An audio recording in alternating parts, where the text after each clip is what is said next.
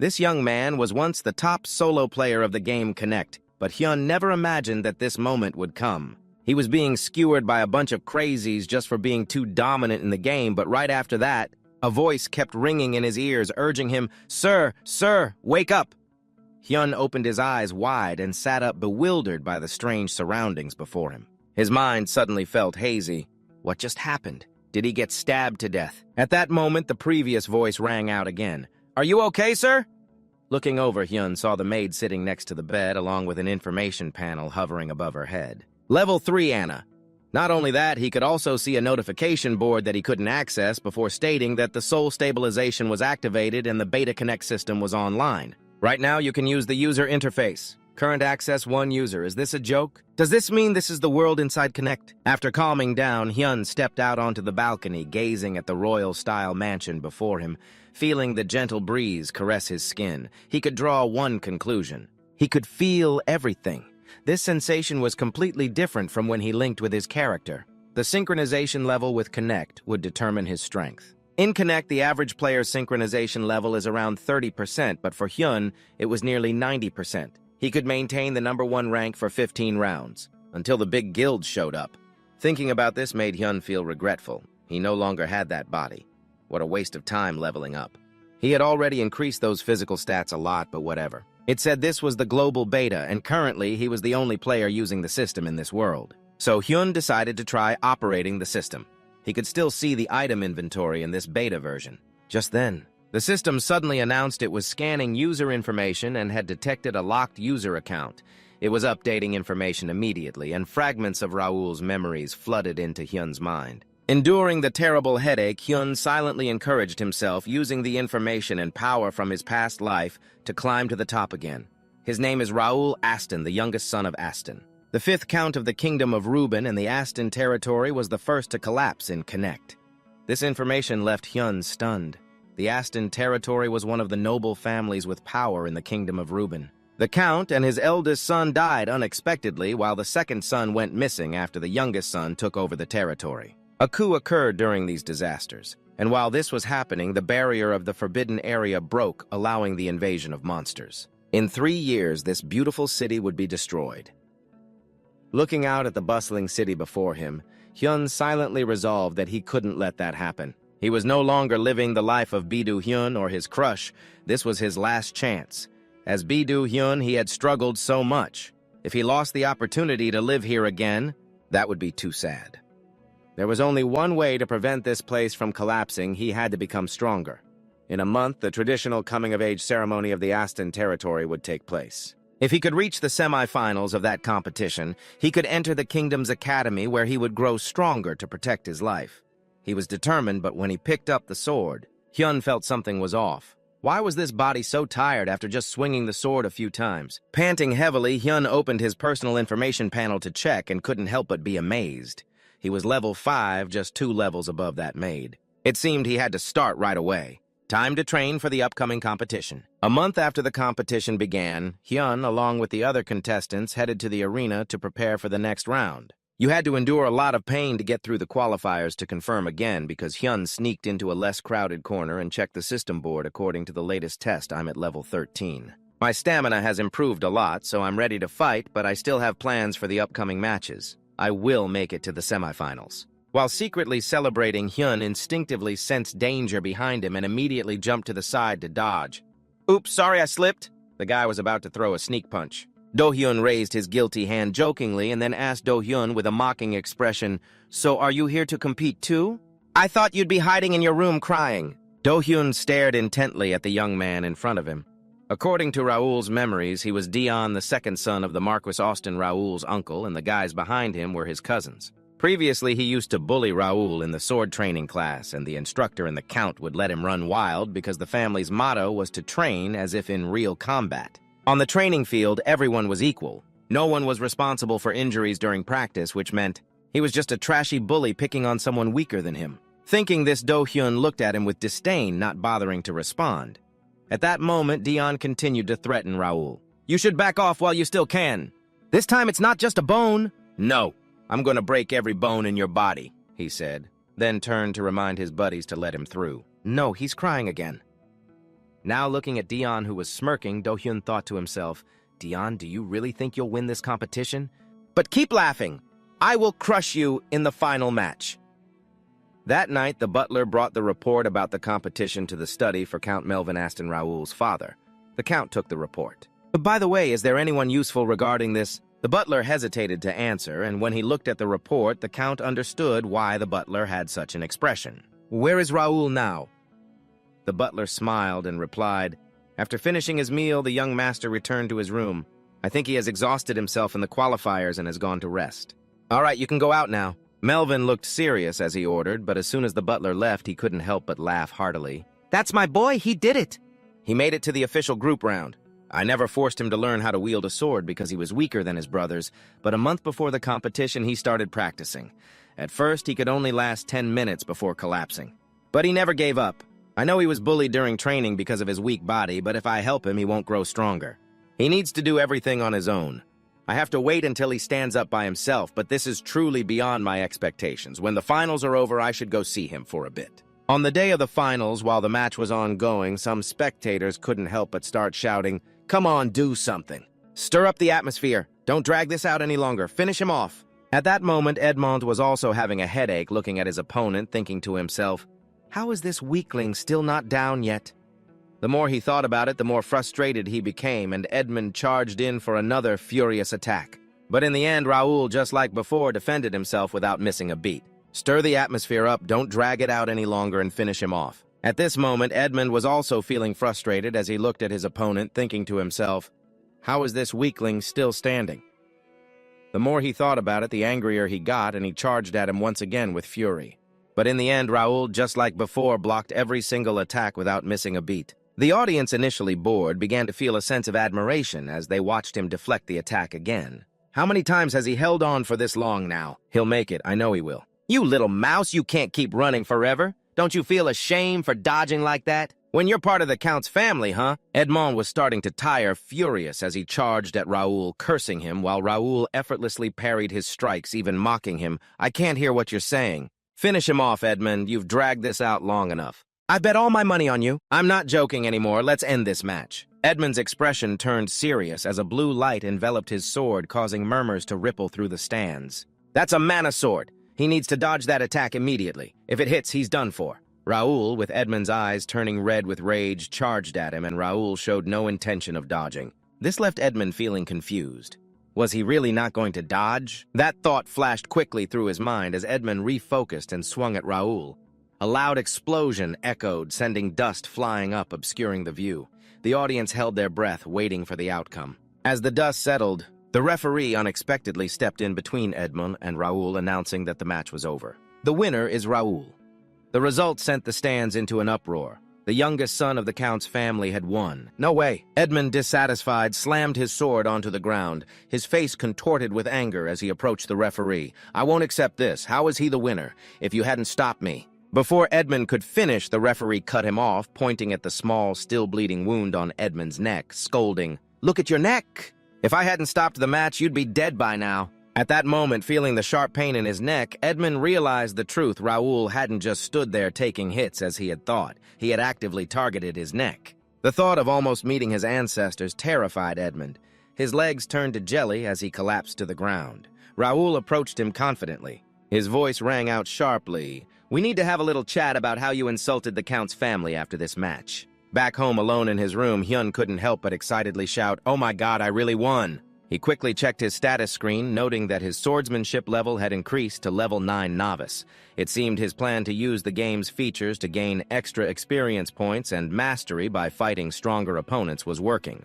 The longer he fought against stronger opponents, the more experience points he earned. That's why he had deliberately prolonged the fight with Edmond.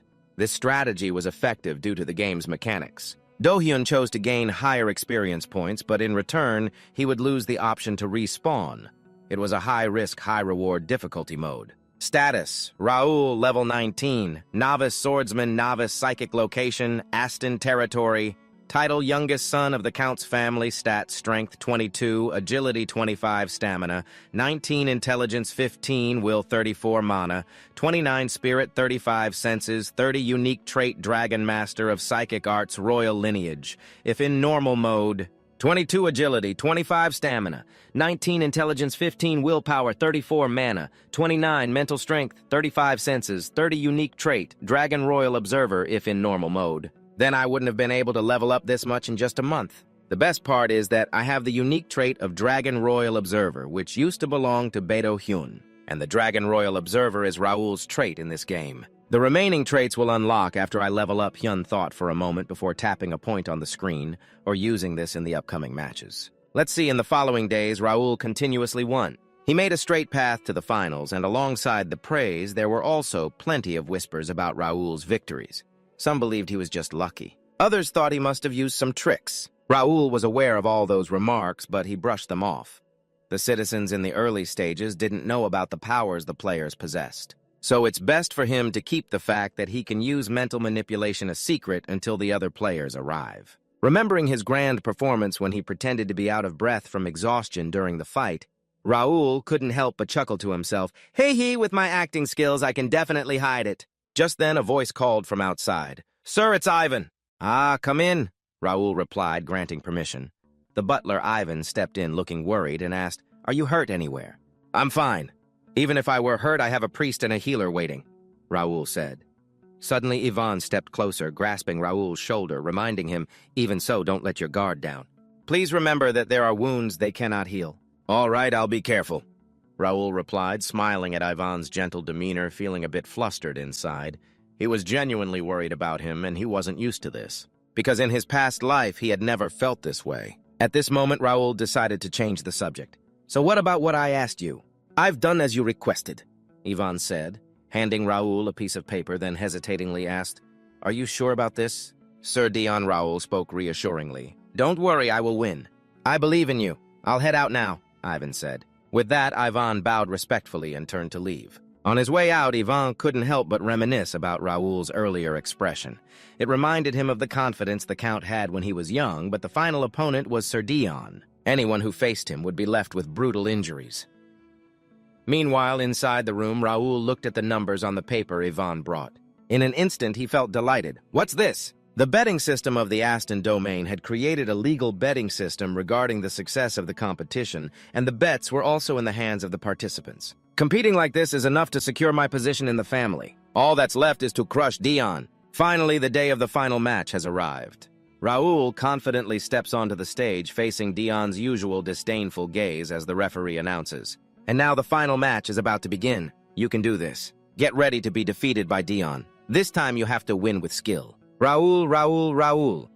The cheers of the audience in the arena echoed as they called out his name. "I don't know how you made it this far, but I will make you regret facing me. Those cheering for you will soon realize how useless you are. I really want to see you crawling on the ground begging me." In response to Dion's threat, Raoul just yawned and asked if he was done flapping his gums. Dion, infuriated, unleashed a massive amount of mana, glaring at Raoul and cursing, "You arrogant fool!"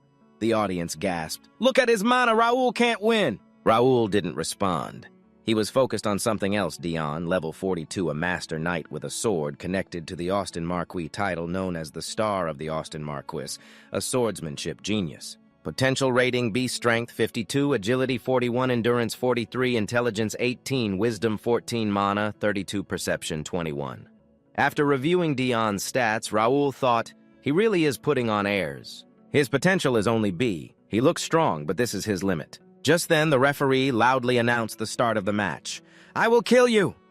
As soon as Dion finished speaking, Raoul sprang into action, dashing forward at incredible speed and leaping high. He swung his sword down hard at him. Dion was a bit startled and quickly raised his sword to block. After the impact, both were pushed back by the recoil. Regaining his balance, Dion angrily shouted, "Damn you, show-off!" Raoul silently assessed him, thinking he was less resilient than he expected. His strength is also mediocre. The two continued to duel with Dion, swinging his sword repeatedly, but he never succeeded in dealing damage to Raoul simply because Raoul could see through all his attacks. In the end, he caught his opponent off guard. Raoul kicked out, tripping Dion, who fell face first onto the ground. Raoul was suspicious in his heart. His swordsmanship is good, but he has no real combat experience, so it's extremely mediocre. Raoul had been bullied by this guy before. Dion got up, holding his nose, gritting his teeth, and cursing, "Damn it! You tripped me, I'll kill you!" Raoul calmly observed Dion, wondering if he only knew how to use mana with a sword.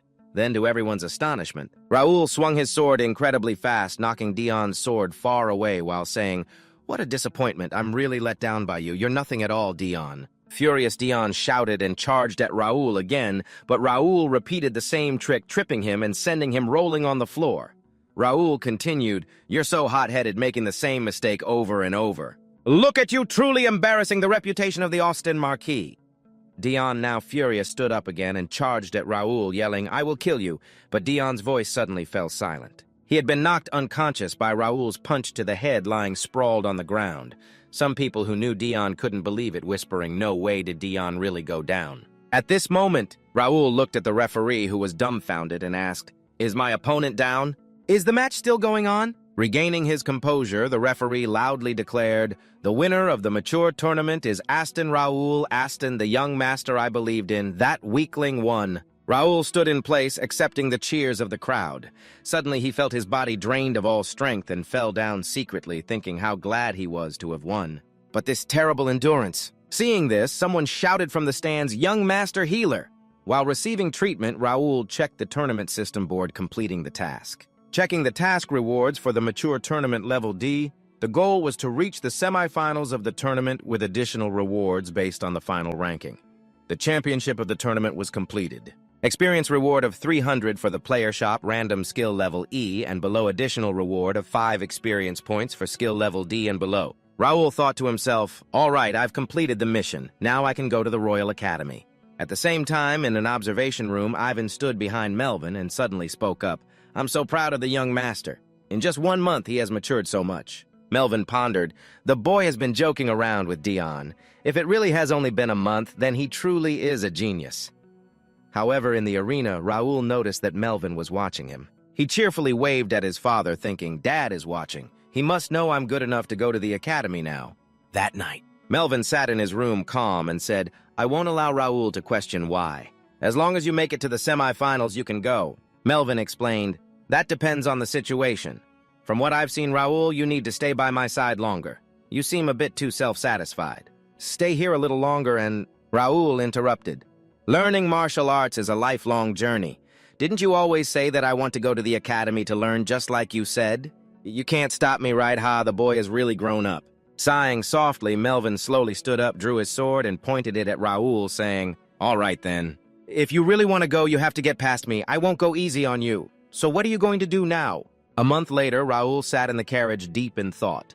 "Finally, I've escaped. When Dad tried to stop me, I charged straight at him and then collapsed with just one blow. Even though he said he only used a fraction of his strength, that hit was clearly full force.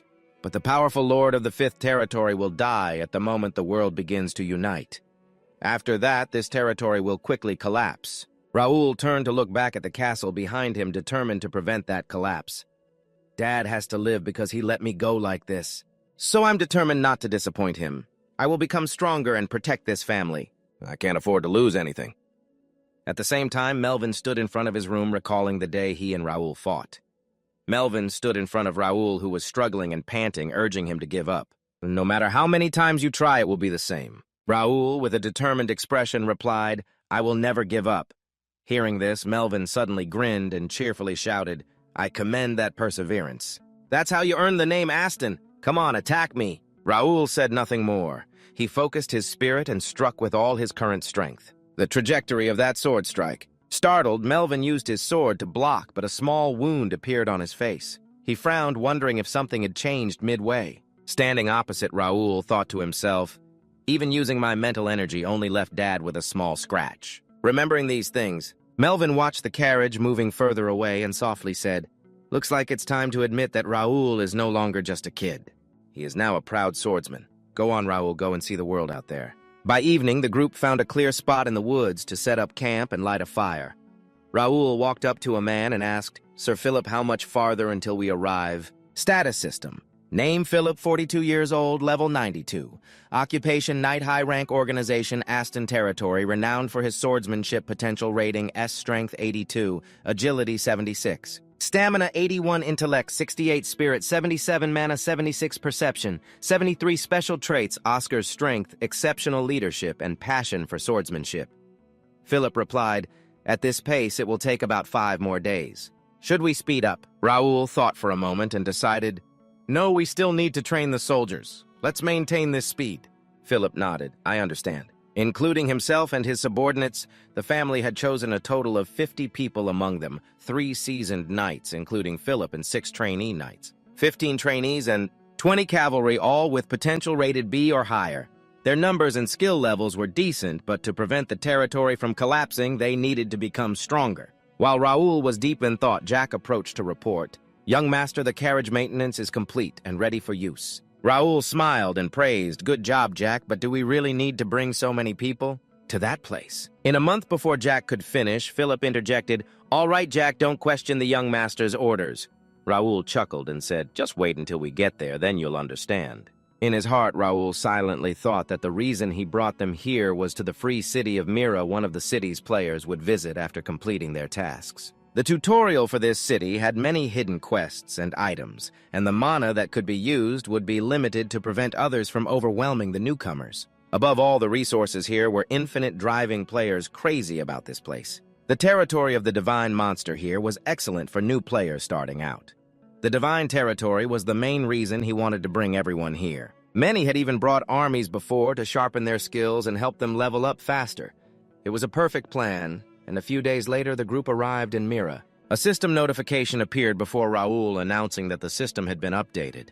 A new feature community linkage had been unlocked along with new guild categories and quests. The starting point for travelers and gathering skills had been registered. Just stepping into Mira, and there was already a new quest. He thought he wouldn't be able to use any features until the official launch. Great, maybe if I meet the requirements, I can unlock other features. Just then, Jack came over, knocking on the card, asking, Sir Raoul, can you meet with the mayor right now? Would you like to? Raoul replied, Of course I need to meet him.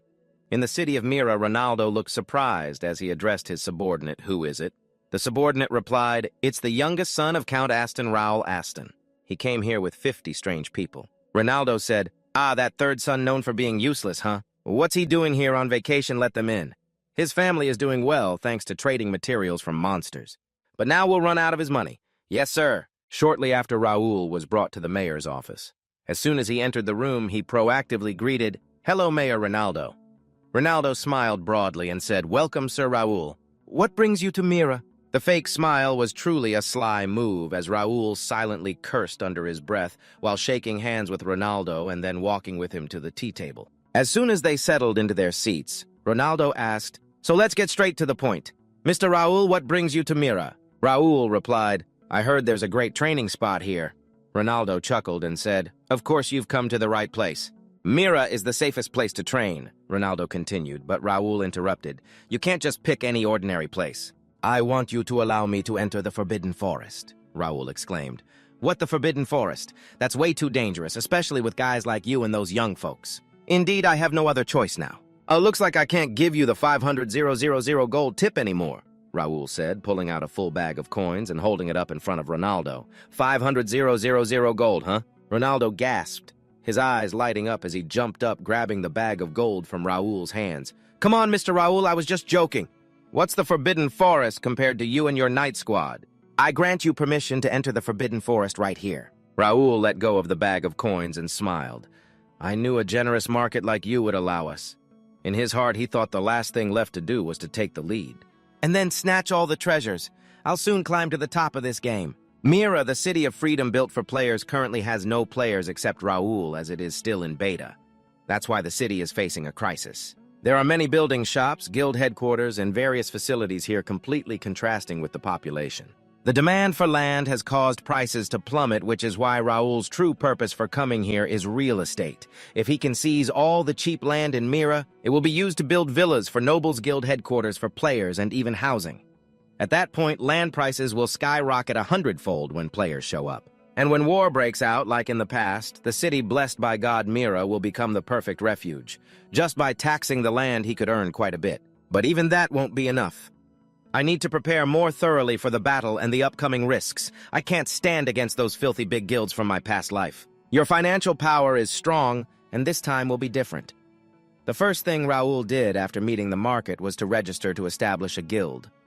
So I just need to sign here, Jack asked, looking confused. Raoul struggled to suppress his desire to punch him, repeating for the umpteenth time, "Yes, everyone else has signed. You're the only one left. Just sign here." But my mom told me to be careful when signing documents. After a while, under the pressure from the capitalists, Jack finally unwillingly signed the papers, helping Raoul complete the registration for the guild first. With 51 members, I created the first guild in the world without any players, the very first and most advanced guild first. Raoul glanced at the members of the group, especially Jack, who was sitting in a corner mumbling, "My mom is going to kill me," thinking that as a member they would receive system support. He was looking forward to their confused expressions. After establishing the guild, Raoul continued to the Fighting Association branch in Mira to buy skill books. The skill books contained various skills inside, and if read carefully, one could learn those skills. Skills range from F to S, but at the Fighting Association branch in Mira, the highest skill book available is level C. Moreover, only VIP customers are allowed to purchase them. "What are the requirements to become a VIP customer?" Raoul asked the staff member. "Either complete multiple purchases or buy a lot at once, but the second option would cost a lot, around 10,000 gold, which isn't too much." "All right, let me check the D-rank books first," Raoul said as he placed a large bag of coins on the table, causing the staff member to look astonished. She immediately brightened up and asked, "Which line of books would you like to see first? Swordsmanship, archery, magic, or the kid's shield?" Raoul naturally wanted to take them all, which meant he had to haul a bunch of overpriced books, causing Jack to complain. "It's so heavy." "Mr. Raoul, do we really need to clear all these books?" Raoul, being mysterious, said, "It's annoying right now, but they will help you level up higher." Jack continued to question in a skeptical tone if these were really skill books. "But as a newbie, can you practice with these skill books?" Philip, who had been silent until now, chimed in, "I agree, we can use the money to buy books to get armor and weapons." "Sir, tomorrow the two of you will find out, so don't worry, just be patient." Returning to see books in every nook and cranny, Raoul began to feel that the words he had heard made sense. Perhaps it really was too much. A player can't use unlimited skills. There are limits, so usually players can't use many skills. Suddenly remembering something, Raoul hurriedly opened the quest window and checked his inventory. When he woke up in his body, there were 2 unknown items in his inventory that he couldn't click on or use. But then yesterday, when he received the quest, Raoul was finally able to use those 2 items. One of them was a quest item for collecting skills, which was still undisclosed, with the goal of collecting at least 10 skill books and adding them to the skill list. Additional rewards would be based on the type of skill books collected, and one reward would activate the skill list, unlocking the skill attributes obtained. So I need to open the skill list and hold the skill book in one hand. Raoul grabbed the skill list with one hand and randomly picked up a book about swordsmanship with the other and said to add it. Immediately, the skill book opened automatically. A stream of mana surged from the book, flew to the skill list, and then vanished. "All right!" Raoul exclaimed joyfully as he saw the swordsmanship skill appear in the previously empty skill list. But when he turned to look at the gigantic pile of books in front of him, his smile faded. "If I add all these by tomorrow, is there any way to add them all at once?" Just as Raoul finished speaking, the skill books immediately flew up, opened in midair, and streams of mana escaped and jumped to the skill list. It understands what I'm saying. Surely it does. Indeed, many new skills were added to the skill list right after that. The system announced that the skill collection quest was complete. The rare skill list has been activated, and the additional reward for skill collection attributes has been unlocked. Raoul received the additional reward for Mimicry level S without hesitation. Following that, the system continued to announce the skill collection level S, activating the skill list with the Mimicry skill, slightly increasing the ability to learn skills from skill books. Mastering Mimicry level S allows a level 3 newbie to steal skills from opponents. The targeted skills will be added to the skill list, and the more proficient you are, the more skills you can learn. The higher the level and strength of the skills also increase.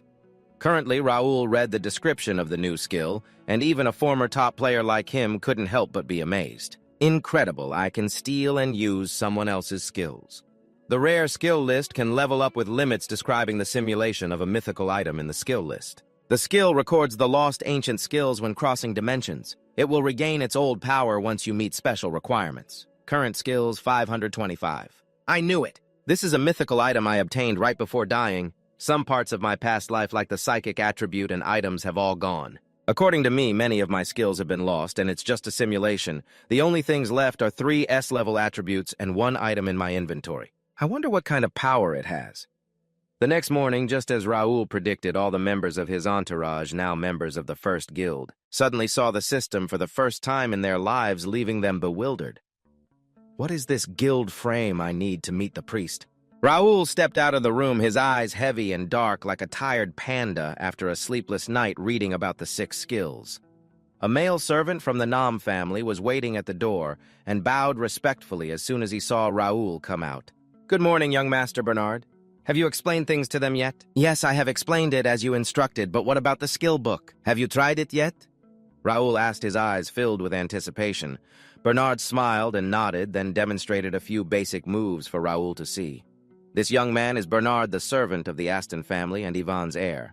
He has been working for the family since he was young and was personally trained by Yvonne. He has a good memory and completes tasks quickly, but Raoul chose him for a different reason. Bernard has the ability to control the wind. Witnessing Bernard create gusts of wind with his hands left Raoul in awe. "That's amazing, I knew you could do it." "You're too kind," Bernard humbly replied.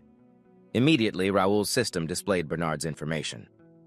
Name Bernard, age 27, level 21, occupation servant. Wind control apprentice linked with the Aston family. First guild management talent potential rank of strength, 17.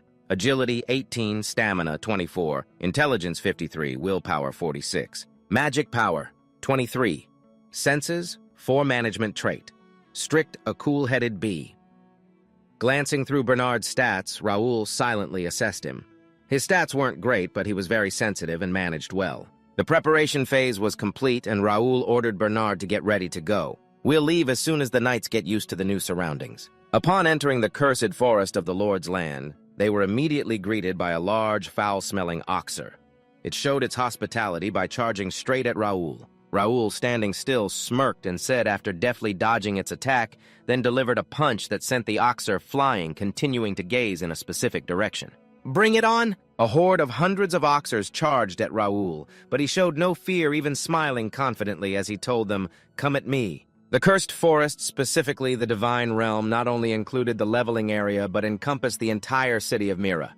If players were injured, they would be healed. If players were killed, they would respawn in this blessed city. That's why this city is the best refuge. However, in the forest, the blessings only apply to the monsters, so even if they are killed, the number of monsters will not decrease. Humans cannot respawn in the cursed forest and cannot take items obtained from hunting monsters out of the forest. If they try to take them outside, the items will turn to dust and disappear, meaning you are not allowed to touch the riches of the gods. But this rule only applies to the common people. For players like Raoul, or those in the guild, they can take items obtained from the monsters out of the forest, including the horde of hundreds of oxers. Yet just a few minutes later, only the Oxer chief remained alive, and it began to panic, looking at Raoul and questioning, "What kind of power is that?" "That human." Suddenly, the weapons of the Oxers, scattered on the ground, flew into the air at Raoul's gesture, all heading straight for the Oxer chief. This caused him to be obliterated instantly, so the Oxer chief didn't even have time to hear Raoul's answer about the skill that had wiped out his entire horde. Jack and Philip were observing the entire process of Raoul's battle, and as soon as the fight ended, they rushed over to collect the spoils. "Mind control is indeed a handy ability," Jack couldn't help but exclaim. "Jack, stop talking and keep skinning the oxers," Philip reminded him. Hearing this, Jack sighed and replied, "I didn't come all the way to Mira to do this. What I mean is, this training session must have helped us improve a lot." While Jack and Philip were busy skinning the oxers, Raoul was also putting the filtered spoils into a sack. As he worked, he expressed his gratitude, saying, "Thank you. Thanks to everyone's help, we got to this point. If everyone just follows the skill book, they can get stronger." Philip might not say anything, but deep down he agrees with Raoul. Earlier, he had also tried to attack an oxer. Yet with just one slash of his sword, he cut the oxer in half, leaving even a seasoned swordsman like him surprised and exclaiming, "That's amazing." At that moment, Raoul smiled smugly and said, "This is why we buy skill books instead of gear." Thinking about this, Philip felt a bit confused. How did he learn this sword technique so quickly? How did the young master discover this strange ability among everyone? Just then, the guild information board suddenly appeared. After reading it, Philip's expression changed and he hurriedly shouted, "Young master in the guild section?" "I see it too." Raoul, filled with murderous intent, ordered, "We need to head back to Mira right now." At the same time, in Mira, the members of the first guild who weren't training in the Forbidden Forest were being tormented by the house of Count Rando. "I should have done this sooner. Seeing those Aston kids quietly here, I couldn't hold back." Ramon, the eldest son of Count Randall, said while stabbing a soldier from Raoul's group in the back with his large sword, looking pleased. In another corner, Jerry, the second son of Count Randall, did the same as his brother, wearing an equally smug expression.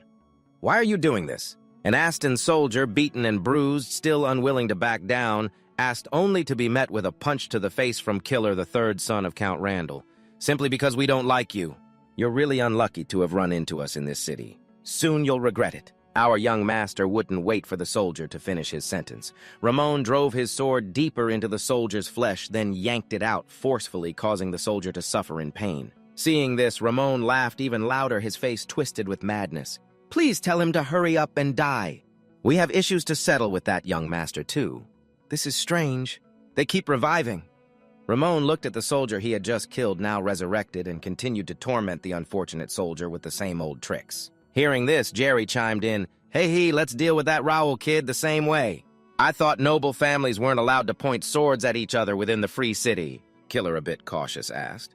Ramon shrugged and replied, "What's the big deal? Just say it wasn't us. What can they do? Think about it. This is a good opportunity. How often do we get to see them here? Besides, we can crush the Aston family. Maybe our grandfather will praise us." Just as Ramon finished speaking, he lost his head in front of his stunned followers. Jerry and Kayla looked in the direction of the mana surge that had just killed his brother. At that moment, a young man with shiny golden hair was unleashing mana, looking at them with eyes full of rage, saying each word clearly. "How dare you insult the Count's family? Aston, huh? You will pay many times over. Your deaths are not enough for me. Are you insane to dare touch the young master of the Randall family?" Jerry shouted loudly while Killer turned to criticize his subordinates. "What are the engineers doing? How did he manage to get this close?" A soldier from Rando is trembling as Philip holds a sword to his neck, answering Kayla, thinking they are the main forces of the Aston family. "We have surrounded all the Rando engineers as you ordered, young master. I assure you there are no civilians around," Philip reports to Raoul. "You all did great." Raoul praises them and then uses his mind to teleport the three soldiers being tormented by Rondo to Bernard's location, ordering Bernard to take them to the shrine. Then he pulls out a sword from the supply box and boldly declares, "I will personally clean up this trash." The Randall Marquis, like the Aston Count, is one of the 5 largest military families in the Reuben Kingdom. But unlike the Aston family, Randall does not have a long history. The 4 major military families have reformed into 5 military families when the current head of the Randall Marquis family, Houston, reached the level of swordmaster, having only recently come into existence. They have used various methods to strengthen their position, organizing a large cavalry, achieving many great feats, and crushing every enemy, with the Aston territory being their target. Because no swordmaster has appeared for a long time, the Aston territory has lost its former strength, and this has been happening for quite a while. The 2 families have clashed in many places across the kingdom, mostly instigated by the Rando family, and because they have many swordmasters, Rando is always predicted to be the victor. Randall's forces also thought that would happen in Mira until they encountered Raoul. Jerry is now staring at Raoul, silently assessing his extraordinary strength. "What is that? Did he just draw his sword from thin air?" The soldier, being controlled by Philip, taking advantage of the distraction, tries to stealthily draw his sword, but before he can even pull it out of its sheath, Raoul slices him to pieces. Seeing this, the soldiers from Rando plan to charge, but the Aston forces surround them with weapons. Philip then speaks up, ordering, "The young master said you can protect yourself. Everyone lower your swords and don't interfere." Upon hearing the order, everyone immediately lowers their weapons, causing Jeremy, the commander of the Randall Defense Knights, to be astonished. Are they really putting down their swords? Are they crazy? Either way, this is advantageous for Feta. "Do you want to fight us alone?" This isn't a training match. Kina suddenly charges forward, swinging a mace to attack Raoul, but before he can accomplish anything, Raoul slices him in half. Killer Jerry lets out a shout and then turns to scold his subordinates. "You idiots, can you only stand there? I guess I have to step in now. I was standing here because I didn't want to bully a 15-year-old kid, but if you don't draw your sword when your comrade falls, that's not acceptable." Jeremy slowly walks forward, drawing his sword instead of issuing a challenge. Immediately, information about Jeremy appears before Raoul's eyes. Jeremy's status: 37 years old, level 65, occupation commander of the Defense Knight Swordsmanship Expert Relationship, Randall Marquis. Randall Knight. Potential rating B strength 66, agility 72, stamina 68, intelligence 48, willpower 63, mana 70, senses 55, unique trait explosive rating C. Rando looks at Jeremy and the 3 soldiers pointing their swords at him. 72 stamina, 68 intelligence, 48 willpower, 63 mana, 70 perception, 55 unique trait C rank explosion. Rando looked at Jeremy and the three soldiers pointing their swords at him. Deep down, I quietly concluded that the key weapon of the Rando clan is the sword. I guess they are all elite troops with the commander at level 65, while the other elite soldiers are all at level 60. Currently, I'm only at level 45, so I can't win in a conventional way. Seeing Raoul suddenly go silent, I thought he was scared, so 2 out of the 3 elite soldiers from the Rando clan started to taunt him, saying, "What's wrong? Why don't you just stop? We think you've played enough already. We won't care even if you're a young master." That soldier hadn't even finished his sentence before Raoul sliced him down, then he continued to unleash a powerful strike, slamming his sword into the ground. Successfully obscuring the enemy's vision, he took out the second elite soldier just as Raoul was about to deal with the next one when Jeremy swooped in like a gust of wind. He aimed his sword directly at Raoul, but luckily Raoul's sharp instincts allowed him to swing his sword forward just in time to block Jeremy's attack, causing him to be pushed back a few meters. Just like that, 2 elite soldiers had already fallen. I heard he's weak and can't even swing a sword. Thinking about this, Jeremy pulled out another sword from his side and said to Raoul, "You're nothing like the rumors. From now on, I will take you seriously." Raoul, unafraid, replied, "Come at me, you bastard." In his mind, Raoul predicted the attack ready to parry and used the sharp edge technique of his family, the Rando. Jeremy suddenly smirked and said, "I like your courage. But you know that in Mira, all wounds will heal, right? You can't fight us alone." Raoul opened his mouth to retort, "I think you're the one who's mistaken. I bet that after coming to Mira, you and your knights haven't even practiced anymore." Jeremy was startled, thinking, how does he know? Seeing Jeremy's expression, Raoul explained, "How would I know that? Even if their wounds have healed, those soldiers trembling over there are living proof. They're still not used to death. This guy not only understands combat, he can see through everything. He's a threat, I think to myself." Jeremy then ordered his subordinate beside him, "Cover me from behind." The subordinate replied, "Leave it to me, sir." Then with the combined attack of Jeremy and his subordinate, Raoul's face and body were soon covered in numerous small wounds. Suddenly, Raoul seemed to make a mistake, panic flashing across his face. This made Jeremy's subordinate's eyes light up. "I see a gap," he thought, forgetting Jeremy's earlier command. He recklessly charged forward to attack Raoul. Jeremy gasped, shouting loudly, but it was useless. Raoul coldly swung his sword, slicing the subordinate's body in 2.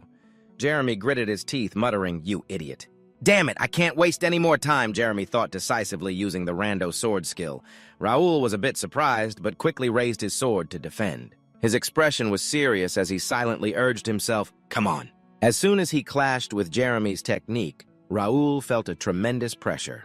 Just as he expected, this was a powerful skill famous for one-on-one combat. Even with all my focus, I have to push myself to keep up with this movement. Thinking this, Raoul gritted his teeth, determined to maintain his defense, while Jeremy's expression was not good either. "How can this be? I'm definitely in the dominant position in this battle. I've pushed him back, yet I can't hold him down." Jeremy, furious, shouted, "What's with that arrogant look?" Raoul replied, 100% now. Why did Sao respond to Jeremy's doubts with a lightning-fast sword strike from Raoul that knocked his weapon up while the system announced it had scanned 100% of the opponent's skills? Ready to use the copying skill to perfectly mimic the moves and add skills to the skill catalog, activating the Rando Starlight sword technique. Hey, Raoul chose to activate the Starlight skill and grab Jeremy's weapon, charging at him.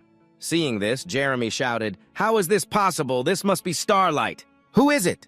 Who betrayed us and taught you this sword technique?" It was you who taught me." With that, Raoul stabbed Jeremy with his own weapon, taking his life. The system status synchronized 100%, granting an S-level reward for mastery of the sword technique. The random Starlight B skill has been successfully adjusted to intermediate level 1. Added the random Starlight B sword technique to the skill catalog, equipping the skill in the skill selection slot to continuously use the random Starlight B sword technique.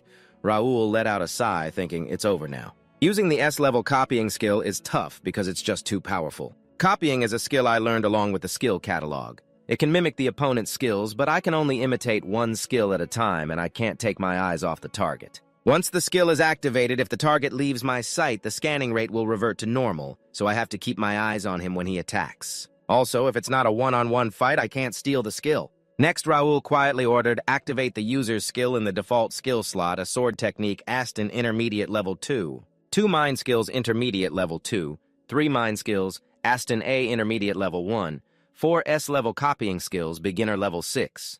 Basic Meditation E Beginner Level 8. Skill Selection Slot. Lightning C Beginner Level 6. Random Skill Selection Slot. Authority D Intermediate Level 1. Thanks to the skill catalog, I can use 3 more skills. The selection slot will help me comfortably use 2 skills from the catalog.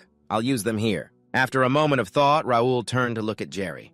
Jerry felt scared under Raoul's gaze and questioned, "Who are you? How can you use Rando's sword technique?"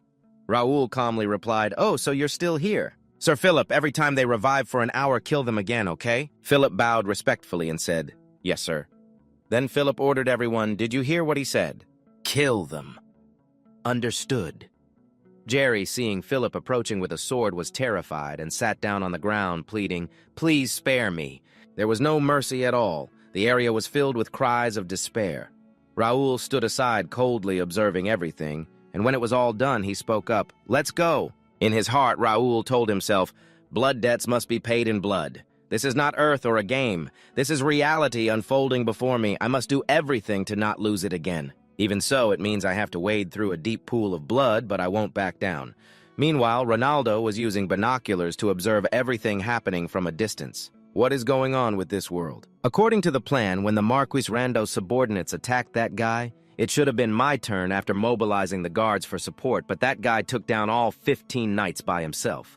Suddenly, Ronaldo saw Raoul below. He suddenly looked up, glaring at my position, which terrified him so much that he quickly crouched down, holding his head, thinking, how did he find me here? Isn't that guy just a pretty boy with a lot of money? Could it be? That guy is just a pretty boy with a lot of money, isn't he? Well, it seems so. He's an anonymous swordsman from the Count's domain, huh? If that's the case. He must have figured out my entire plan by now. Looks like I need to be really friendly with the Aston domain in the future. After a while, Raoul returned to his place, checking the mission board for the hidden challenge against the rival clan with a successful rescue and punishment result rated B. The reward was 30,000 experience points and a ticket for a random B-level skill book, which can only be used at the player shop.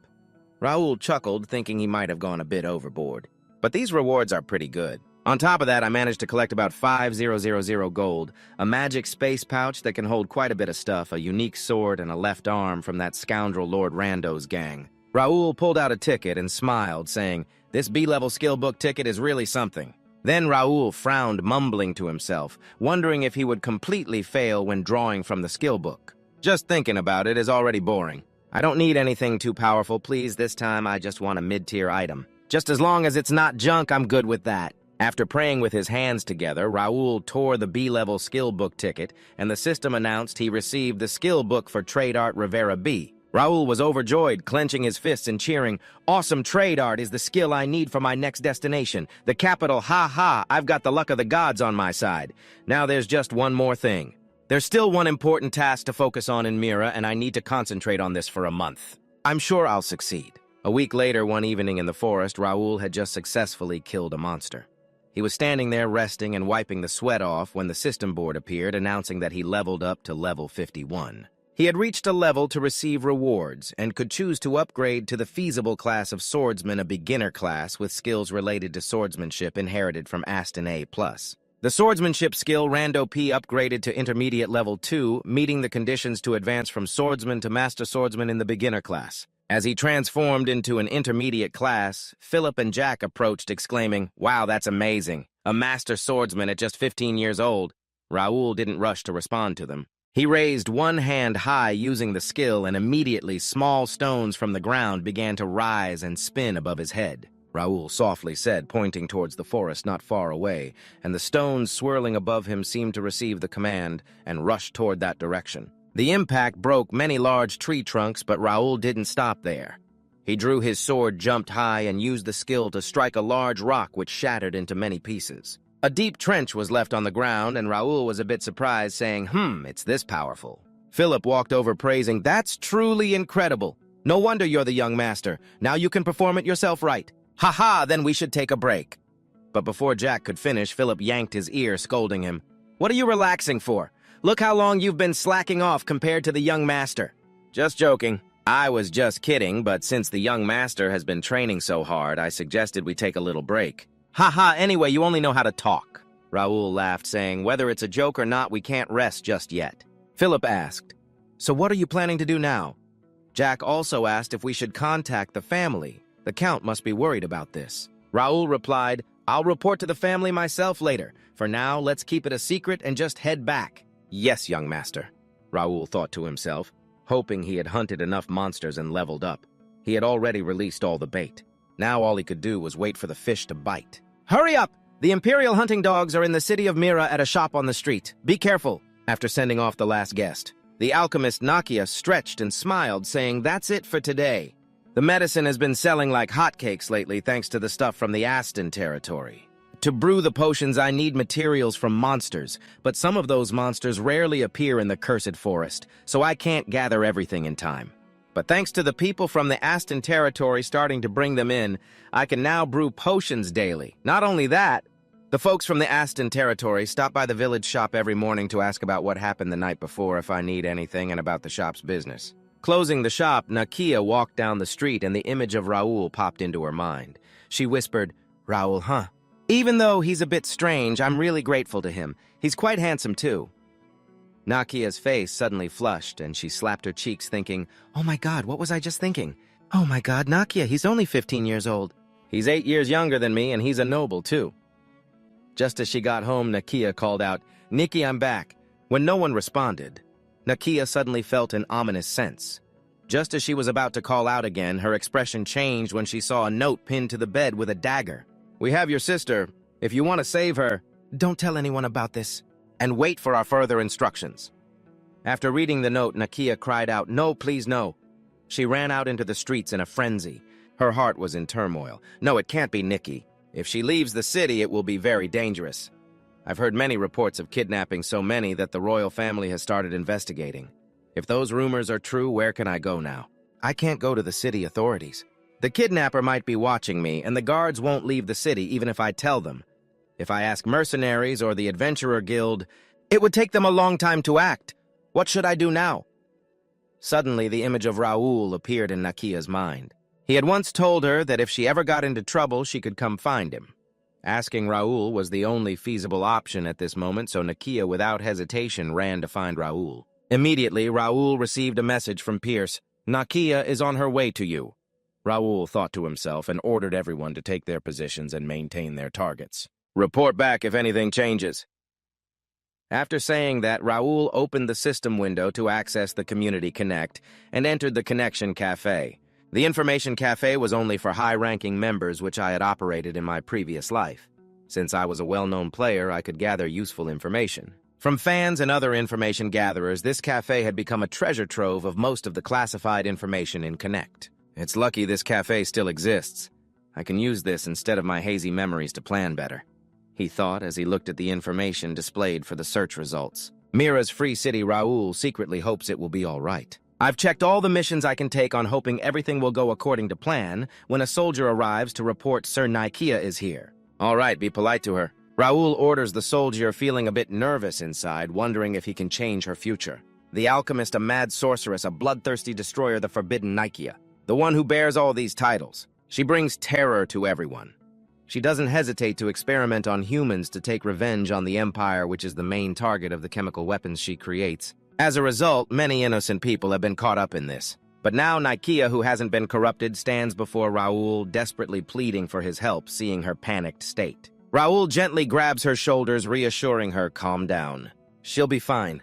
I'll help explain the situation, just give me a moment. My sister has been kidnapped. She was supposed to be home 2 hours ago because our neighbor was taking care of her. Please find my sister, she's just a poor little girl." "It's all my fault. Don't worry, I will definitely find her. I think I know where she is."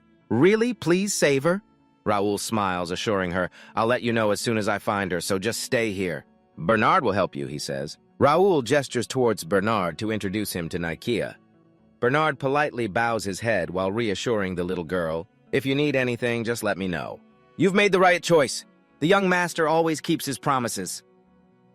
Once everything is arranged, Raoul, along with Philip and Jack, leaves the city being pursued, and here is Philip pulling out a document to hand to Raoul. "I've been authorized by Mayor Ronaldo to start a patrol." At this moment, Raoul's system also displays a notification for the mission to conquer the free city of Mira level D to B. Objective: defeat the fraudsters. Secondary objective, rescue the hostages and raid their hideout in the forest, describing a group of unidentified fraudsters operating in the woods around Mira. Mayor Ronaldo has requested a raid on the fraudsters who have kidnapped and interfered with their business. Restore peace by raiding the fraudsters' hideout. Reward a large amount of experience and recognition from the mayor. Did you give him the list of those rats? Philip honestly replies, yes, the mayor said he would reward us afterward. He was quite surprised. I handed him the list of the fraudsters in the city. I gathered information from 10 sources and data at the connecting cafe. I used many sources, so I'm sure this plan has no loopholes. With that thought, Raoul feels reassured and sets off. Meanwhile, after a while of searching Pierce's group, the Golden Bear Knights of the Aston territory finally locates the fraudster's secret base in the forest. Judging by the traces on the ground, it's definitely it. Pierce looks at the empty land below the hill, silently assessing.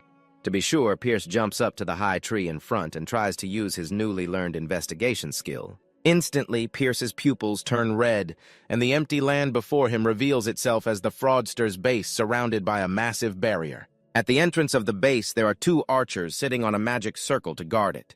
The young master was right. I have to report this. After the message is sent through the system, PS immediately receives a response. We will be there in 5 minutes. PS stares at the message. Inside, there's a hint of nostalgia that reminds me of events from years ago. Raoul, the youngest son, was known to be weak and lacking talent compared to his brothers. Many servants and knights were reluctant to accompany Raoul, even though he was looking for volunteers, and it seemed no one was interested when Raoul visited the training grounds. As he began to talk to the knights, Raoul spoke with Pierce, and the first thing he said was that he wanted to push beyond his limits. And I will help you with that right away. Raoul took Pierce's sword and pointed out the issues, and at that moment Pierce thought to himself, that's true. I did say I wanted to push beyond my limits, but how can this kid teach me? Still skeptical, Pierce followed Raoul's instructions and was surprised to find that it actually worked.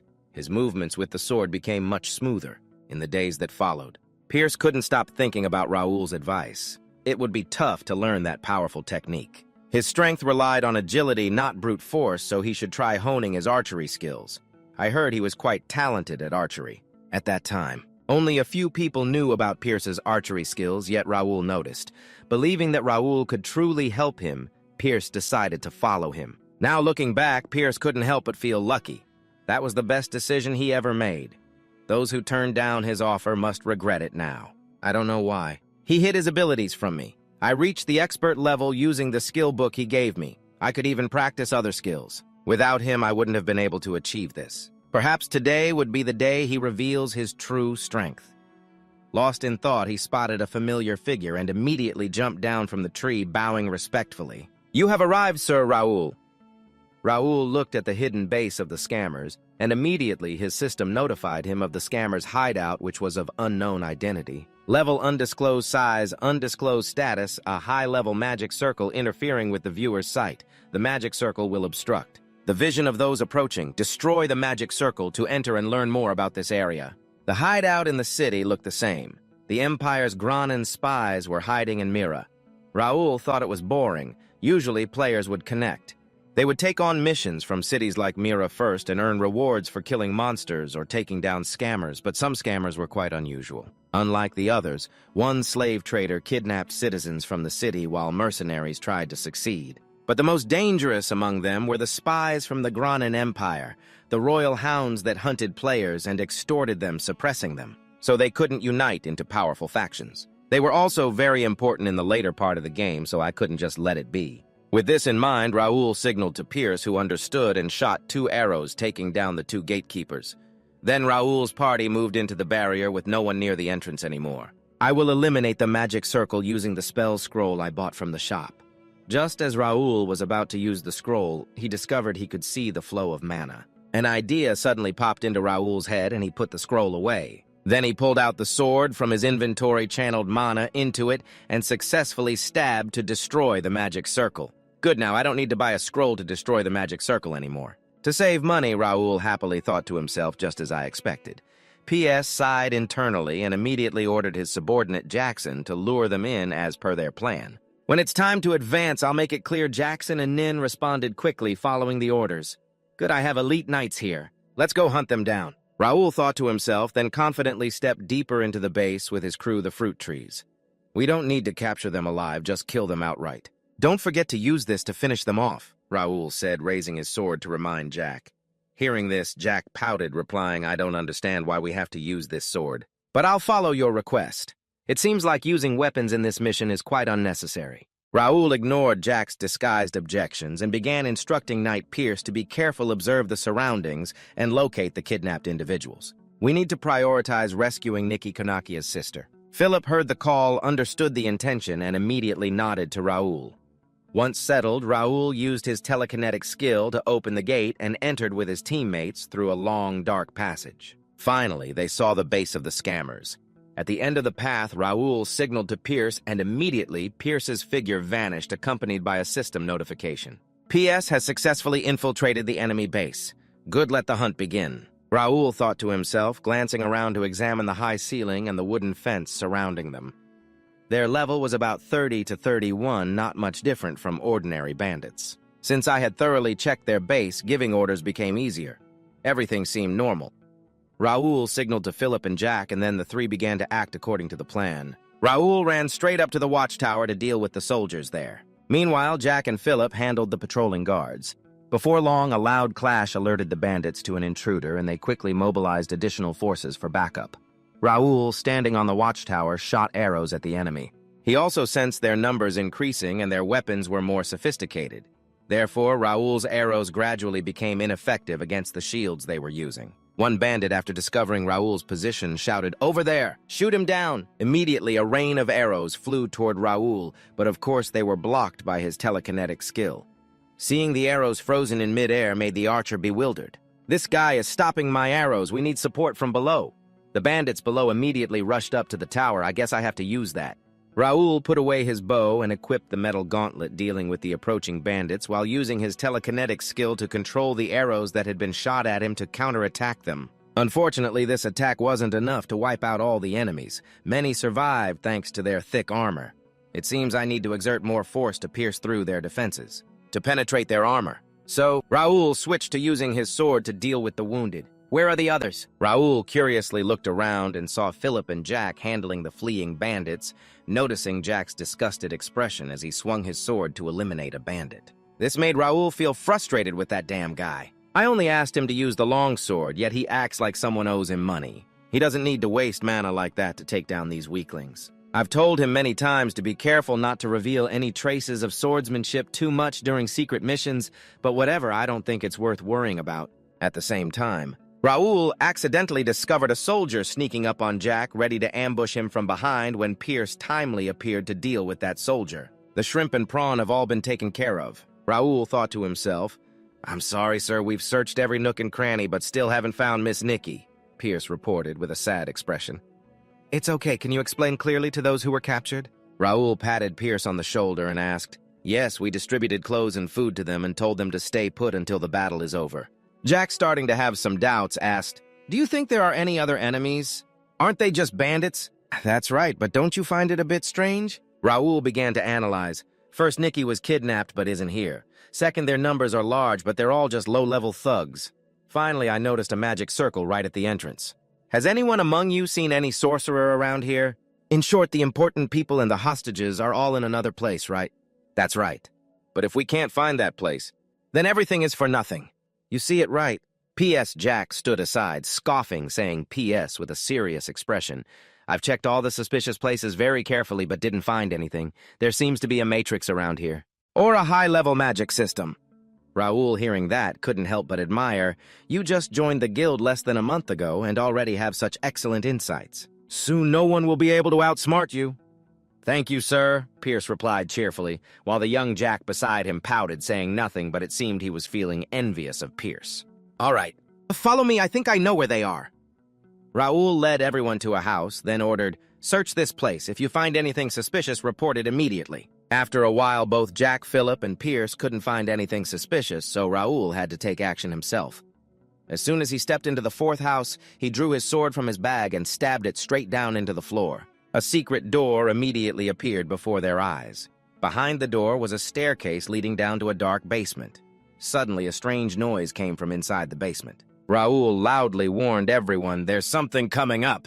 Just a few seconds later, a grotesque hand emerged from the basement, and then gradually a red monster appeared. Right after that, other monsters slowly advanced. Philip immediately directed everyone to stand still. If we spread out, it would be harder to fight because Raoul was the one who opened the door. He was also the first person the monster saw when it came out of the basement, so it chose him as its first target to attack, extending its hand with sharp claws towards Raoul. But Raoul, of course, didn't just stand there and take it. He dodged the monster's attack and countered with his sword, causing the monster to be lightly injured and retreat a few steps back. "They are demon cavalry. Their weakness is different from humans. You have to decapitate them," Philip said while fending off the monsters, giving strategies to his teammates. Jack couldn't help but curse. What the hell are they doing here? The demon cavalry hasn't fully evolved. Level 41 type, Gran in one type of combat. He looked at the information board and then at how his teammates were handling the monsters. Raoul couldn't help but sigh. What was I expecting from everyone? Raoul couldn't help but sigh, wondering what he was expecting from everyone. Back then, I struggled too because of them in my previous life when Hyun attacked the Empire's military camp in the city of origin after 6 months of playing the game as per market demand. When the top players were almost able to reach the maximum level, an additional 10 of the most talented players had switched classes twice, forming an army of conquerors with hundreds of guild alliances. They seized the fortress, but when the demon cavalry suddenly appeared, most players lost their lives, including some high-level hunters, among them Hyun. Luckily, I managed to escape just in time. No one could get close to the Empire's military camp 6 months later. That demon cavalry was a fully evolved creature with an average level nearly 50, so naturally any player who had just reached level 50 would struggle to fight it. And what about now? This monster hasn't fully evolved and is at a lower level than my teammates, who are also high-level knights with some even reaching level 80.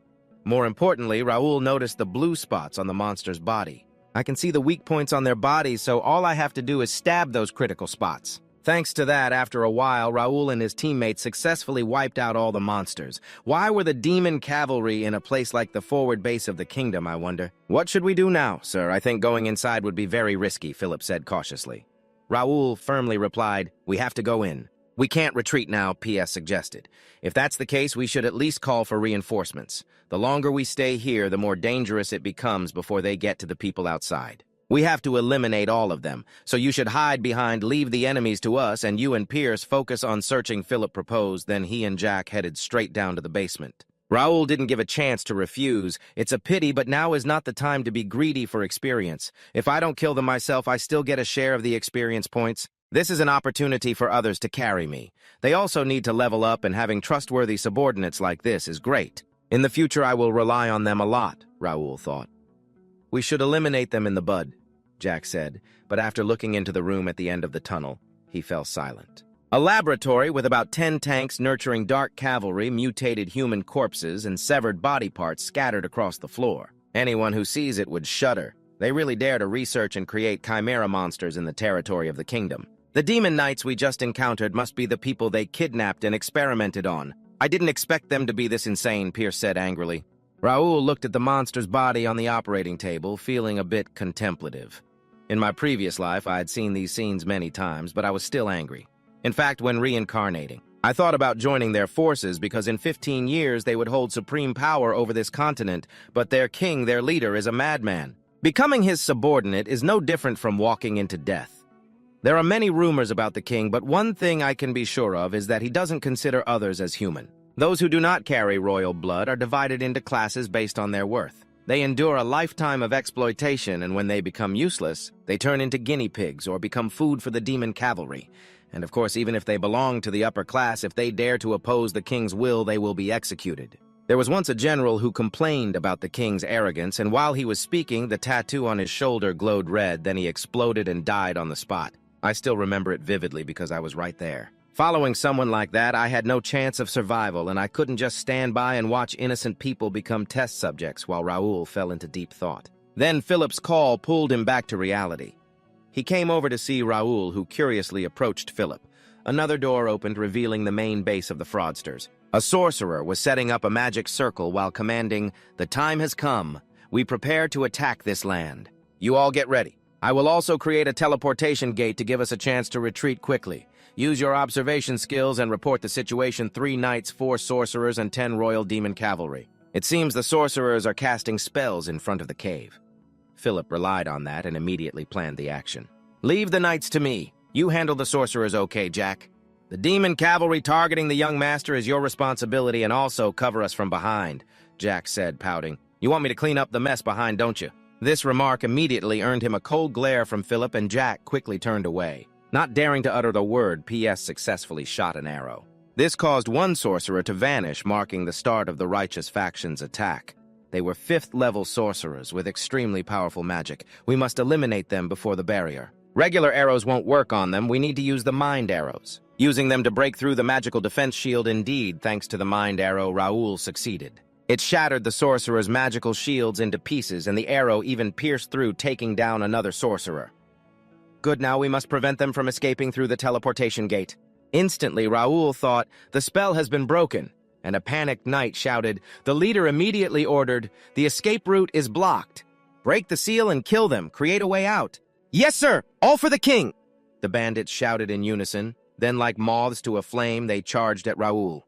Philip immediately appeared, using his shield to block in front of Raoul to protect him. But the force from the bandits' attack left Philip a bit overwhelmed. Seeing Philip's grimace made Raoul worry. Philip still didn't have enough strength to face them. How could a high-level knight, one who had surpassed level 90, not be able to contend with them? Thinking of this, Raoul immediately used his observation skill to analyze the opponent. Information about the enemy appeared before Raoul's status window of MC Do-Well Level 71 occupation. A mid-level swordsmanship expert belonging to the Granin Empire Royal Hunting Dog, managing the Mira Guild, nickname Crimson Chain. Potential rating B Strength 72, +5 Agility, 71 +5 Stamina, 73 +5. Intelligence 55, Spirit 10, Mental Strength 68 +7 Magic, 68 +7 Perception, 73 +5. Unique trait Blind Loyalty Level B, Fearless Level C. Raoul stared intently at the tattoo on Do-Well's neck. His stats have increased. Is that the effect of that red tattoo? What is this? Are they all fighting to the death? Jack shouted in frustration. Then through the private messaging system, he said to Raoul, Sir, can I kill them with my sword? If you keep using that small stick, it will be troublesome. Raoul pretended to hold his face in disappointment and replied, Knight Philip and Pierce are doing great, but this seems a bit tough for you, right, Knight Jack? This plan was made because I believe in your abilities, but it seems there's no other way. Tough, I only said that because I thought Knight Pierce was having a hard time like you. Indeed, this tactic to provoke the enemy worked like a charm. Jack felt like he had just downed an energy drink. As the bandits lifted Raoul's image, he finally let out a sigh of relief and helped his teammates take down the cavalry. Watching Raoul take out a cavalryman with just a basic move made Jack question how strange that was. He can spot the monster's weaknesses so easily. I can't believe we're being overwhelmed like this. Who are you, Well thought to himself, making a guess. Since they wielded sickles, they must be from the territory. From the Rando territory, but their swordsmanship seemed quite skilled. Trusting his instincts, he figured they didn't come from the Rando territory. It's all a disguise, a trick. What does a dying person know about that? After saying that, Jack smirked disdainfully. How dare you insult us? We are the hounds of the Empire. Hearing that, Well was furious and then stared at Raoul, standing at the end of the line. Is that kid the leader of them? It doesn't matter now. We need to find a way to survive.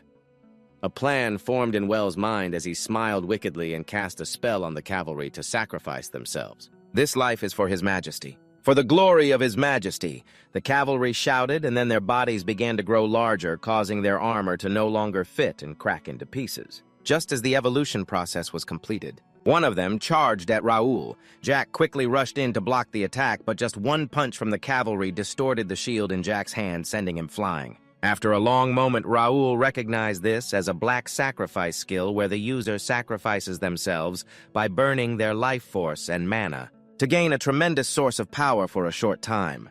If they're using this skill, they must have some kind of scheme. While Raoul was thinking, he saw Well sprinting forward. Raoul's observation skill immediately began analyzing the opponent, enhancing the Type E skill to level 0.8 CP. Maximum usage time 2 hours. Operating mode consumes mana stones. Defensive skill triple shield. Be careful. They're targeting you, sir. Philip sent a message to Raoul and then rushed to confront Well, swinging his sword at him to stop his advance. Unexpectedly, the attack was blocked by a magnetic shield. His armor held it back, so Well easily passed Philip and charged straight at Raoul. It's over for you, you bastard, Well said, then unleashed all his strength to punch Raoul. But right after that, he had to exclaim in shock, What is this now? You bastard, are you using a strength-enhancing armor too? Seeing Raoul block his enhanced punch with bare hands made Well start to worry. The power armor with an energy converter looked to be around level E, but the strength it provided was much greater. I have a feeling that if the mana conversion stops and can't transfer into the armor, it will be very dangerous to avoid a long night of dreams. Well once again gathered all his strength to throw a finishing punch at Raoul as soon as possible. What was going on? Raoul wondered if he should dodge the attack using the sea-level blink skill. But suddenly a notification appeared. I can't move anymore. I've encountered an awakened strength-enhancing armor. Evaluating the player's level, Raoul has a unique characteristic S, the title of Master Swordsman Intermediate Mind Control. You have satisfied the most basic level to activate enhancement. You don't have enough mana to activate it. Searching for other energy sources has successfully found the Intermediate Mind Control skill. The shape has been fixed by the activated Mind Control enhancement.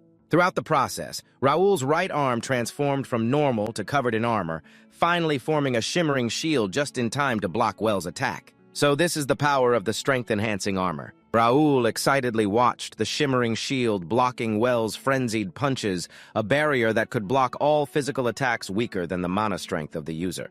The strength-enhancing armor is a defensive skill that can block at least 3 levels of magic. A mysterious core has formed to enhance mana and physical strength for the user. Even if you are at a higher level or have more combat experience, it will be hard to defeat someone with strength-enhancing armor. That is the amazing function of the strength-enhancing armor. It enhances defense and creates a powerful magical shield. However, the strength-enhancing armor is meant for NPCs, so if you're not a citizen of Connect, you won't be able to wear it. Therefore, for players, the strength-enhancing armor has become a dream equipment they cannot obtain.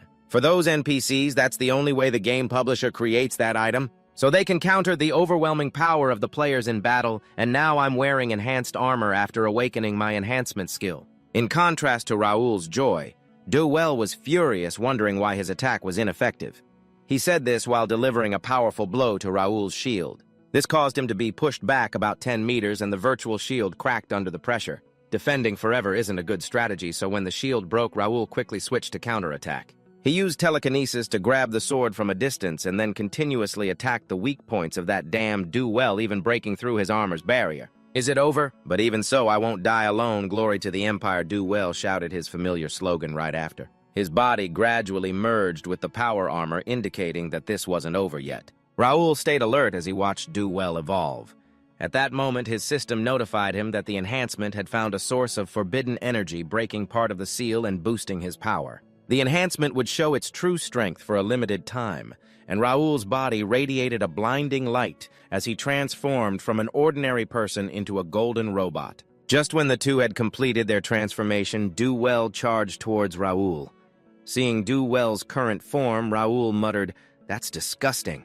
The subordinates of both were also momentarily stunned, turning to see. Well was punching towards Raoul while Raoul raised one hand to brace for the collision. The impact created a massive explosion that blew away those nearby, leaving only a few strong enough to withstand it. The dust settled, and when Well saw Raoul unharmed, he was very surprised. Taking advantage of this moment, Raoul pushed his opponent back, shouting, "Get lost!" He aimed directly at Well's weak point and punched to take him down. Immediately, Raoul bent down, gasping for breath as the enhanced armor on him began to fade. I did it. Just barely in time with this skill. Suddenly, Raoul let out a cry and spat out a mouthful of blood. Philip and Jack, seeing this, rushed over, worried. "Young master, are you okay?" Raoul raised his hand to signal that he was fine. In his mind, he thought he had never felt this way before. This feeling, even when he was a player, he had never experienced. It seemed like he briefly glimpsed infinite power. This time, he had borrowed strength from his equipment and enhancement skills. One day, I will definitely achieve this on my own. After dealing with all the enemies, everyone began to clean up the battlefield. Raoul held a purple stone in his hand, muttering about the teleportation device and mana stone, to figure out how to use them later. At this moment, PS approached to report, "Sir, we have found Nikki and the other hostages. I have also done my best to arrange for them and return them to their families." PS nodded and said, "Yes, but Nikki's condition isn't very good." Raoul ordered seriously, "Hurry up, we need to leave here." Jack, looking reluctant, exclaimed, "Are we really leaving them here?" Raoul turned to ask, "What do you want to keep them?" Jack replied, "Of course, some of them are still quite useful. The value of that thing can't be measured in gold," he said. "You're right. The armor that Well was wearing earlier, I can't wear it, but it's proof that I've caught a spy in the kingdom." The value of that thing can't be measured in gold, he said. He was right. The armor that Well wore earlier, I couldn't put it on, but it's proof that I caught a spy within the kingdom. Using them for other experiments is no easy task, especially when it comes to royal hunting dogs, but with the king's backing, they become quite dangerous.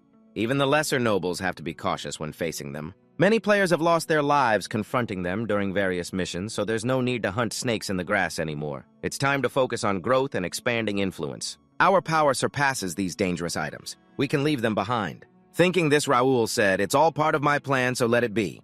"And I've already taken him out so no one knows we attacked them," Jack retorted.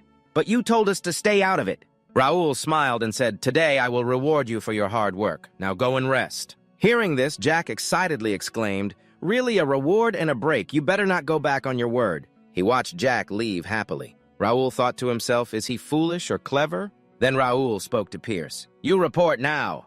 "We've lured those rando family scum here just as planned," he replied.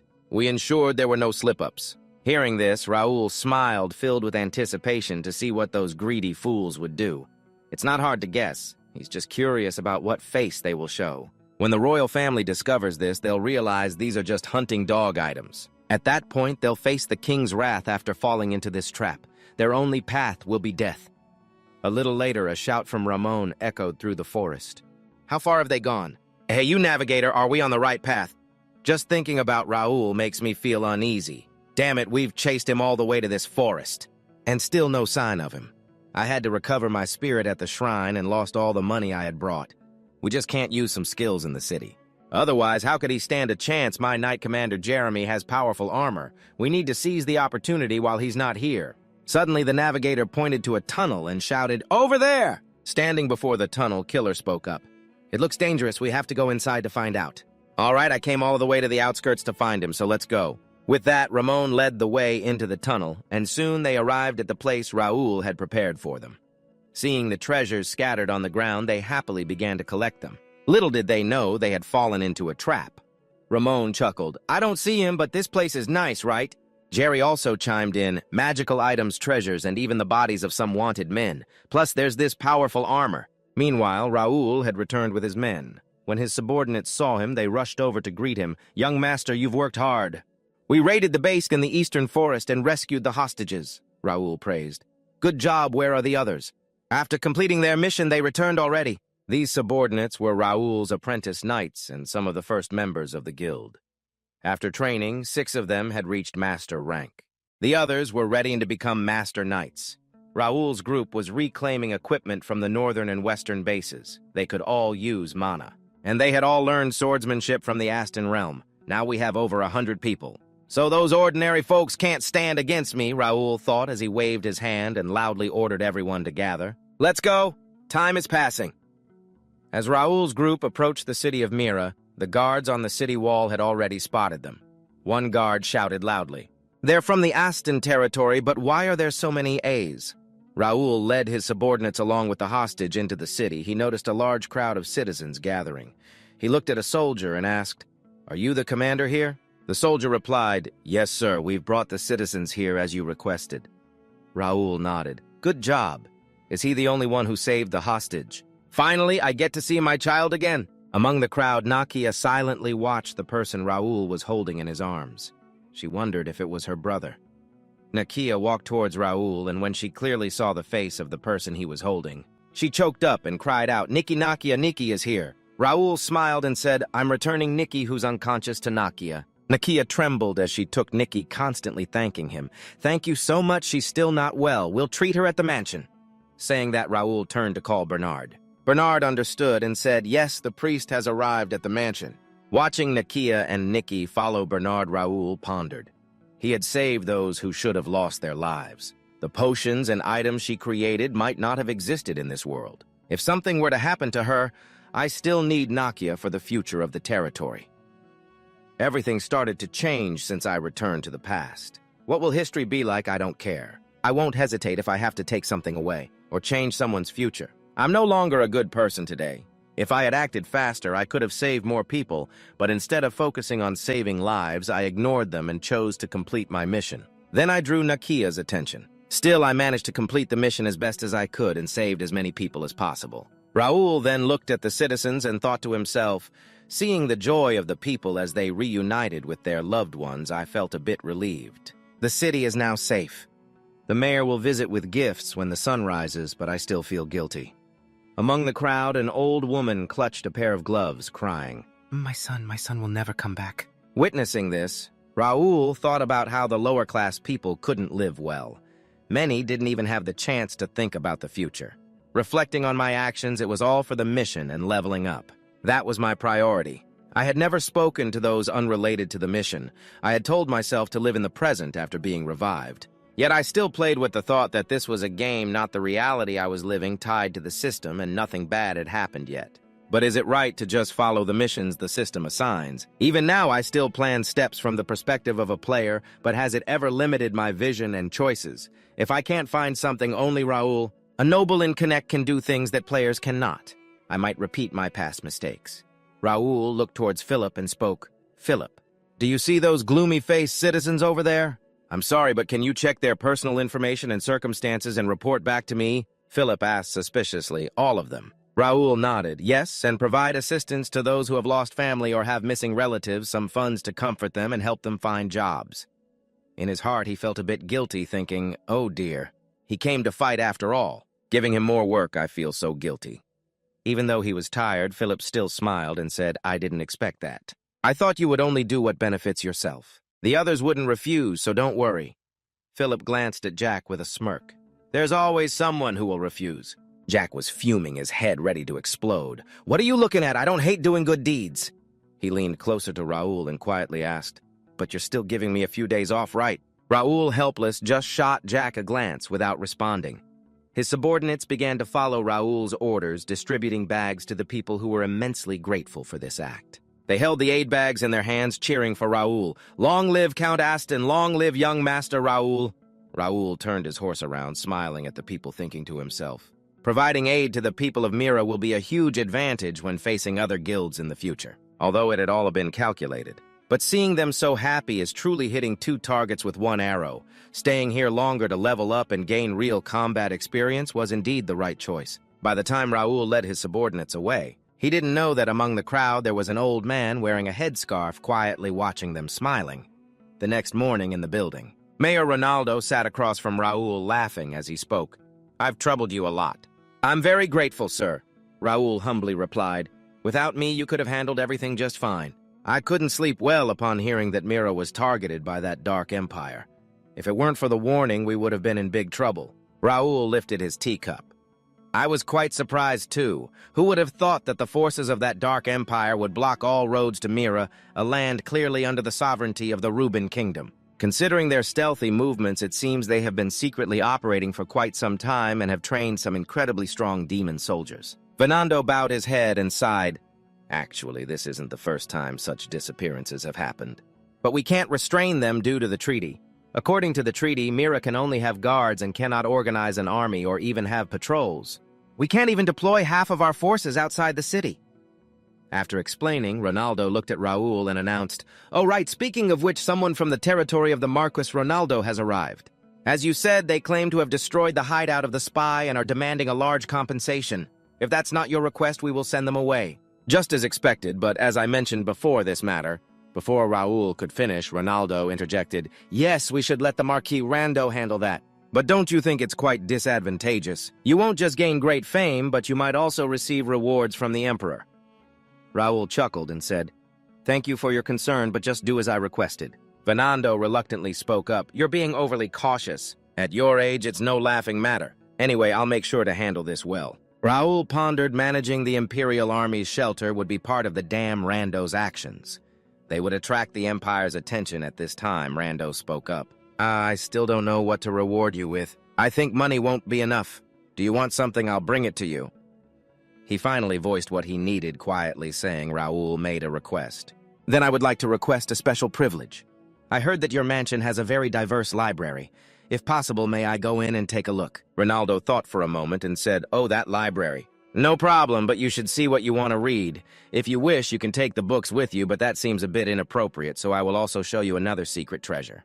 You can also choose something from there as a gift." Raoul spoke up. "Thank you, then. I appreciate your generosity, just as the rumors say."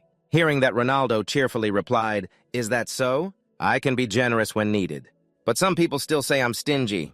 Their eyesight must not be very good." Raul thought to himself, "Anyway, I have to reward myself. Why is he bragging?" After that, following Ronaldo's orders, the servant led Raul to the place he requested. "Then I'll take you here. Please feel free to take a look.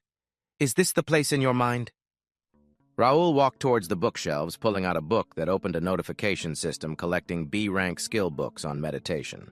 It looked like a messy pile of books, but in reality it was a magical treasure because this was a library filled with skill books. Just thinking about all the books here being skill books was overwhelming. Just looking at it was already dizzying. I might not have another chance to come here, so I need to carefully find the books I need, he thought. Raul quickly started moving back and forth between the bookshelves, searching for something useful. Suddenly, he noticed a glowing book and decided to take it down. The notification system read, "Research on ancient rituals, spells, and teaching methods for cultivating and enhancing spiritual power." The title was too long, but the book seemed to complain a bit. Raul opened the book and read the content, Meditation Technique SSS-Rank, limited to those who can effectively use spiritual abilities with 24-hour automatic meditation. It had the ability to train the spirit, describing the art of meditation used by ancient spirits for cultivating spiritual strength even in daily life. A person could refine their soul by communicating with nature and practicing in the spiritual space, existing in a slight threshold that meditating near a tree would increase effectiveness. Raul thought happily, "Finally, I can reach the S-rank meditation technique. In my past life, just with a B-rank meditation technique, Bedohyun was able to rise to the top very early. But later I was pushed down because my spiritual power was no longer sufficient while I was searching for a meditation technique.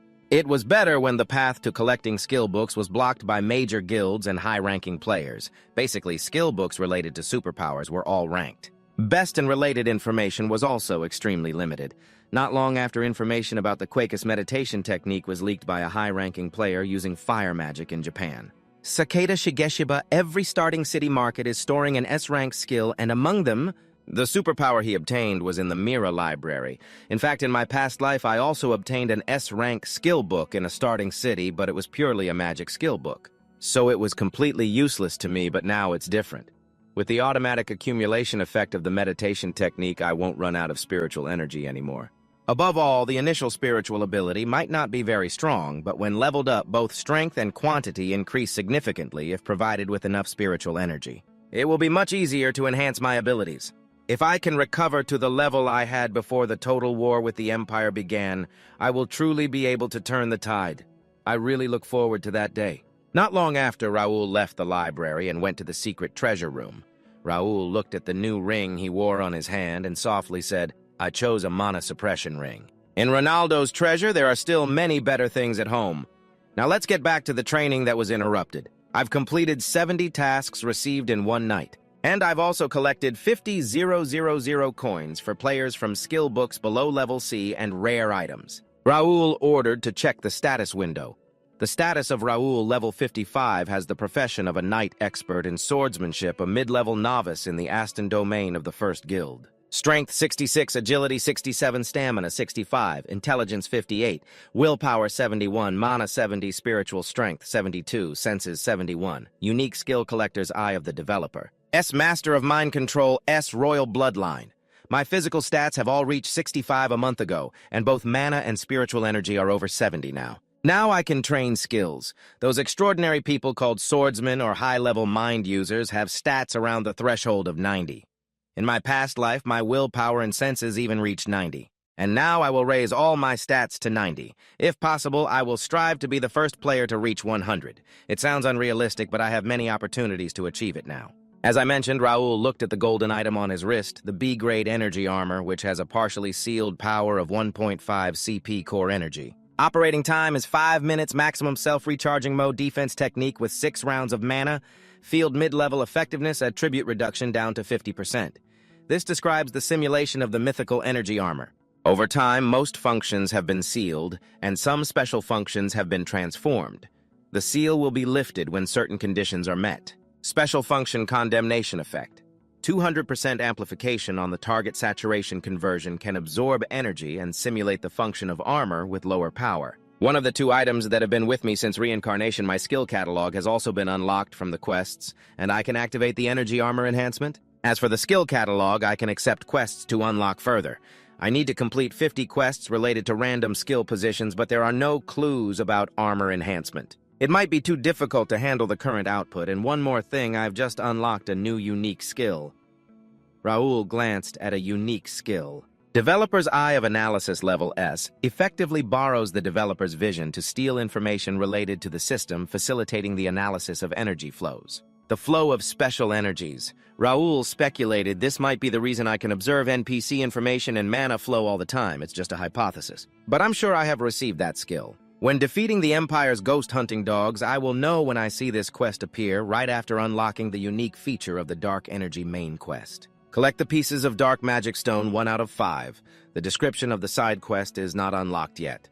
Please wait for the next update, Raoul thought to himself. Usually it would appear around the time of leaving the starting city, but it seems like a glitch due to attacking the Empire's base too early.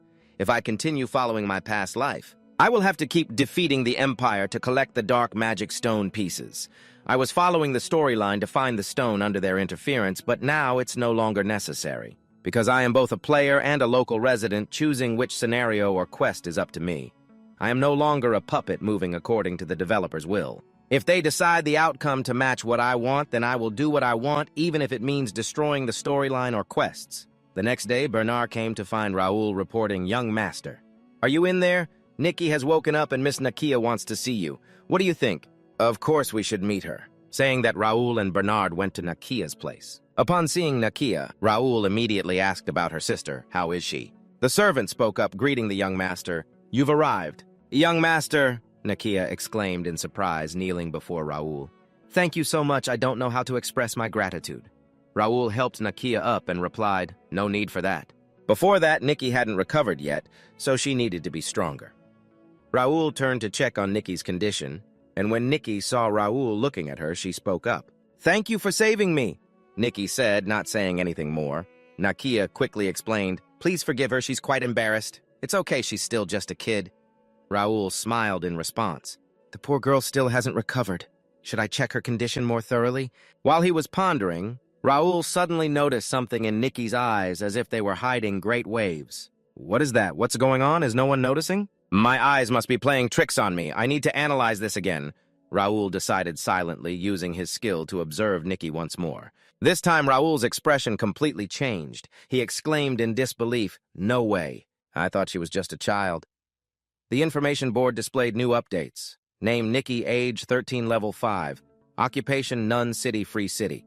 Mira talent, potential index, SS strength 5, agility 3, stamina 3, intelligence 60, 30, willpower 65, 25 mana 62, 61, perception 52, 45. He was stunned reading the potential information. SS potential? The illness has reduced her stats, but what if I can treat her and help her regain her abilities? Do-hyun pondered, unable to imagine how much she would grow. Nakia turned back confused and asked, "What's going on?" He hesitated. "It's nothing," Do-hyun reassured himself, looking at the girl lying there in a daze. He thought about examining Nikki more closely. Time flew by, and a few days later, Do-hyun was on the phone gathering necessary information. "I've got enough now." On the table were several photos. He hoped everything with Mira was settled smoothly. News had spread that they had discovered several more fraudsters and slave traders. They rescued over 50 people. Now Mira was the safest place. The guild headquarters had been completed. Some members were now living there. Many rescued civilians were ready to work for them, and they had plenty of talented workers, so he felt reassured. Do-hyun glanced at the newcomer. "The rest is about Nakia." Politely greeting, he said, "Excuse me, I'd like to observe her." From the moment the newcomer entered, Do-hyun's first concern was Nikki. "How is she?" "She's doing better," the report said. "Thanks to the hard work of the pastors, and thank you too." He felt relieved, lifting his teacup to drink casually, complimenting, "That's great." Do-hyun understood even though he said that. But Nikki's condition still hadn't improved much. From the beginning, the holy power had no effect on her. Let's get to the point. I called you here because I wanted to discuss something," Nakia interrupted. "I understand. I heard you would be leaving today." "Is that right? I haven't had the chance to thank you properly yet." Do-hyun admitted, "I've stayed too long. There are still many things left unfinished." She proactively offered, "If there's anything I can help with, please let me know." Deep down, she understood there must be a reason for this. He has helped me and Nikki so much. While I'm grateful for the help, the nobles I've encountered before have all been ambitious, some even with hidden agendas. I'm worried he might be the same. I don't want to disappoint him. Do-hyun's voice cut through her wandering thoughts. It's not like what you're thinking. Here, take a look at this first. Nakia took it with curiosity, her eyes wide with astonishment as she realized that inside the paper was a letter forgiving all the mistakes she had made in the past. And it freed her. The papers fluttered from her hands as Nakia gasped. "I'm sorry, but this is real." "How is this possible?" Hyun said calmly. "Just lucky, I guess." This was something that could easily be settled with money. She thought that letter was a release from all Nakia's past mistakes. Although it cost quite a bit for the Alliance to arrange this, compared to her worth, it was nothing. Nakia bit her lip, trying to hold back the overwhelming emotions. "I've suffered for 5 years because of my limited mana, thinking I would never overcome it. But he resolved it so easily. It's foolish to compare him to other nobles. I've been so arrogant," Hyun mentioned about Nakia. "If you're comfortable, could you tell me how you were limited in mana?" Tears streamed down her face as she slowly recounted, "Since I was a child, I left my hometown. An alchemist saw the talent in me and helped me join the Alchemist Association. I became famous as a young prodigy, mastering 3rd-level magic by the age of 13. But then misfortune struck, a plague broke out in my hometown, and I lost my entire family. When I arrived, only Nikki was left. I brought her back to the association to live together, but misfortune didn't stop there. When Nikki turned 6, she fell ill with a terminal disease, likely because of me. Surrounded by toxins, I spent 2 years trying to find a cure. During that time, I was able to use 5th-level magic by the time I turned 18, but it meant nothing. When Nikki was about to die, I couldn't think about the consequences and broke the taboo of not using alchemy on humans. I used materials I had stolen from the association to keep her alive. But even so, Nikki couldn't wake up, and I was discovered violating the rules and expelled from the association with a curse that restricted my mana before coming here. We had been wandering for a long time. This city, though safe and blessed by the gods, was helpful for Nikki's condition, but people didn't look kindly on the curse. With limited mana and a sick sister, Hyun understood. "It seems you've been through a lot." He handed her a vial. "Drink this. It will set you free." Nakia, tears streaming down her face, looked at the vial Hyun handed her, slowly reaching out to accept the gift, then without hesitation drank it all. Energy burst around Nakia's body. She closed her eyes, feeling this comfort for the first time in 5 years. "I miss this so much." The system updated her status, name Nakia, age 23, level 68, profession, Intermediate Alchemist Organization. Free City Mira, potential S-Rank. Strength 43, Agility 48, Stamina 55, Intelligence 80, Wisdom 77, Mana 78, Perception 81, Proficiency Alchemy SS Precision Adjustment, a extraordinary genius. Slowly, Nakia opened her eyes. After feeling the energy in her body stabilize, it was time. She clearly understood what he wanted from her now. Nakia swore, "I, Nakia, vow to be loyal to you, Raoul. I look forward to seeing you save countless others as you have done for me and Nikki." His hand slowly reached out to her. The warmth of his palm gently brushed her hair. "I accept your loyalty and will not forget your words." Next, Do-hyun picked up a stack of documents from the table and handed it to her. "Take this too." "I accept your loyalty and will not forget your words." Then Do-hyun picked up a stack of documents from the table and handed it to her. "Take this with you." Nakia hesitated, revealing that Do-hyun had hinted it would help cure Nikki, a mana larva left behind by a great alchemist of the past. But it was missing a part. Nakia needed to use it to find the perfect treatment. "This is my first command as your master, Nokia." With tears streaming down her face, she vowed to create the best possible treatment. Her heart was more resolute. She had made her decision. For the rest of her life, she would live for him. After finishing her task, Nakia left the room and Do-hyun sat down to rest, thinking that talking and behaving this way still felt a bit forced. But she had to get used to it. After all, this was where she would live, and everyone she met would be her subjects. Today was a great success. She had already recruited a member, and she was an alchemist who would leave her mark in history. He had a strong belief in Nakia. She would surely find a cure. Because the great alchemist of the past was actually her in a previous life, Nakia had also discovered the incurable disease, the mana larva, after a long period of research. Finally, she found a way to cure it, but in the process, she had sacrificed countless people in her experiments. Now it was no longer necessary. Fortunately, the data on Nakia's treatment method was still here. I only provided the incomplete version, so she could develop it. Hopefully, she wouldn't feel pressured. If she couldn't finish it in time, I could provide the remaining data. Mira's task would be considered done. Now I have to prepare for the next target. The next destination is the capital of the Reuben Kingdom, also known as the Tomb City of Turium. I can't wait to see what will happen in that vast city. Do-hyun was excited for the next journey. Let's go! Do-hyun arrived at a castle, their destination, with the horse-drawn carriage behind them, announcing that they had arrived. Look at all those people over there. The capital truly is different. You're admiring the castle in front of you, the capital of the Reuben Kingdom, Turium. Do-hyun reminded them that since they were part of the Count's family, they didn't need to wait in line to enter. Come on, subordinates, follow orders. Think about your plan. I had left some members of the guild with Mira and only brought a minimal number of people. That would make it easier for us, but suddenly Do-hyun paused, staring ahead, suspicious that there were no carriages or escorts. Do-hyun turned to ask Bernard, "Did you send the message that we would arrive?" He replied, "I'm sure I sent it. There must have been a mistake somewhere. I'll go to the mansion first and bring people here. You asked further, do you know where the mansion is? We can just go together." Bernard asked a passerby if they knew where the Aston family mansion was. She was startled. "The Aston family, I don't know." And he continued to ask others, receiving the answer that the Aston family was that warrior family, right? Is there an Aston mansion in Turium? Why don't you try looking in the noble district? When I asked the guards, they didn't know either. Sorry, but I've never heard of the Count's family mansion. Which Aston in the noble district you can't get in? Hyun thought to himself that he didn't expect his family to be famous, but this was truly unexpected. Jack was furious. Soldiers are sacrificing their lives to stop the monsters in the Aston territory, and you're asking where Aston is. You don't even know who's keeping the peace. You think the people don't know about our family? That's understandable. We're far away and Dad rarely comes to the capital, but still, how is it that no one knows about the existence of the mansion? I heard there's a huge mansion here for dealings with nobles and royalty. This is quite inconvenient, Hyun admitted. But Bernard? Can you go to the 7th office and find the address? Bernard took the initiative. Just leave it to me. When he saw the paper with the address, he was surprised. Are you sure this is the right document? I'm pretty sure this address belongs to Baron Jenna. Hyun was surprised. Isn't Baron Jenda the Count of Aston? He confirmed, yes, Baron Jenda has lived there for over 15 years. For now, we can go there. You glanced at Bernard and he read the information. Baron Renda, 50 years old. He's a distant cousin of yours and he handles diplomatic affairs. Hyun continued.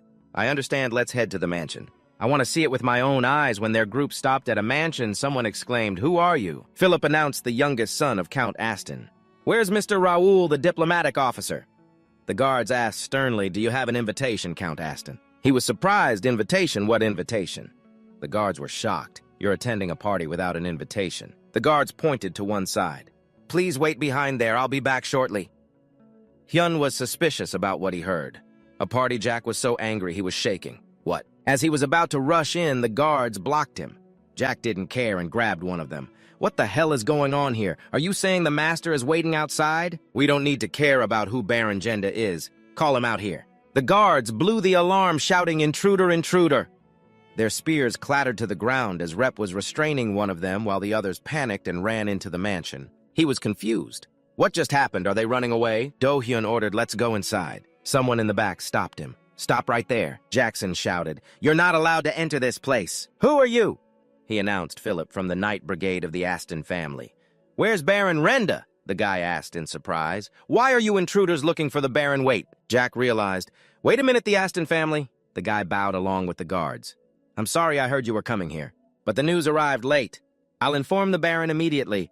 A command rang out. What are you doing? Take them to the guest reception room right away. The guy obeyed. Hyun was surprised. What's happening here? This place is indeed as big as the rumors say. Even by carriage, it would take a long time to go around here. You stood there stunned, wondering if that was really the building. Only those of the direct lineage of the Aston family could use it. So why was I hearing music coming from that building? And there were strange people loitering in the front yard. Jack was curious, wondering if there was an event today. Someone said there was a soldiers' party. Surprised you didn't know. Today is the birthday party of Aaron III, son of Baron Jenda. They hold parties here quite often, so we were a bit vague. He was shocked, wasn't he? Whose party is it? A calm voice rang out. Finally, you've arrived. That person stepped forward to chat. Let me see. Jenda greeted you. It's Raoul, right? You've grown up a lot. Do-hyun was on guard, assessing the opponent's strength. He looked strong, but The information board displayed Baron Jenda, level 50. You had your answer, level 50, not even a master. I understand why other families look down on Aston now. I get why father let this guy handle diplomacy, but I can't stand that he looks down on me too. Do-hyun spoke up. Do you know me? Jenda replied, it's been a while, so you might have forgotten. You can think of me as your uncle. My father and you are as close as brothers. You bluntly said I've never heard of anyone with that name. He's my uncle, he explained casually. Smart, huh? You might find it confusing. The Aston family tree is a bit complicated. Just call me uncle. Do-hyun thought to himself, he must think I'm stupid. I won't let him take advantage of me. You reminded him of this burn. Explain again, what does this guy have to do with me? He held a notebook in his hand. Yes, sir. Baron Jenda is a second cousin of the Earl Aston. He is your third cousin and is handling diplomatic duties in the capital. He was speechless. Jenda turned to criticize you. What are you doing in front of adults? Didn't your father teach you to respect your elders? Do-hyun looked angry. This Baron Jenda, you must be quite familiar with my father, huh? Or are you not afraid of the Aston family, Philip, except for the direct descendants of the family? How many people can speak to me without respect, you replied. Only Lord Austin, the Earl's brother. You continued, and why is that? Philip respectfully expressed clear reverence for the Earl Aston and established the hierarchy. When a child of the Earl comes of age, they inherit the title and a piece of land. He also inherited land with a population of 10,000. Do-hyun coldly asked, Now tell me, what reason do I have to be looked down upon by a cousin I've never met? I've never even met him. Jenda lowered his head. It's my fault. I forgot that you, Raoul, have grown up. Of course, I will show my respect. Are you satisfied, Raoul? You didn't mind either way. I think you have a lot to explain. Why don't you try explaining what's going on here? He pretended not to know. I'm not sure what you're talking about. Philip exposed him, don't you know? Don't. Why is there no one escorting us? We sent many messages saying we were coming. Jenda had his reasons. I told them to send the carriage. But there must be a mistake somewhere. Today there are so many guests. I apologize, Mr. Raoul, for Hyun changing the question. So let me ask you one more thing. Why are you hosting the party for your son in the main building? He arrogantly said, Philip, this might be your first time in the capital, so you don't know we have to throw a big party to show them who we are. This is all part of diplomacy, so don't worry. What do soldiers know about nobility anyway? Philip, feeling frustrated, thought he would just let it go for now. The young master is here too, and someone interrupted. Mr. Raoul, here is the invitation I found outside. Hyun picked it up to show him. Baron Jenda, this party seems to have nothing to do with the Count's house. Aston, even in this letter, I only see the name and the coat of arms of the Jenda family. He looked pale with fear, but still tried to cover it up, saying it was just an invitation. This is definitely an official party of the Aston family. Even the location states it's the Jenda mansion, but the party is being held in the main building of the Count Aston's house. I already told you. It's just an invitation, and I don't want to argue about the party anymore. Even if you are the young master, this matter is beyond your authority. If you want to argue, you can go home and do that, you really replied. Really, you think this party is justified? Jenda confirmed, of course. Leaving the mansion empty using the banquet hall is a long-standing tradition. You know that, right? Hyun thought he was not wrong. It's common for other nobles to borrow the mansion, but that's only when he has permission from the Count Aston himself. You declare as the temporary representative of the Count. I order you to cancel this party within an hour and report the detailed expenses incurred for the party. Jenda was furious, pointing directly at you and scolding, This is ridiculous. You are being unreasonable. I can't just tell them to go back. Who would authorize this kid? Hyun realized his father knew something like this would happen. You don't question him. Don't you hear the order? The tip of the sword is pointed at the opponent. Why aren't you worried about your family?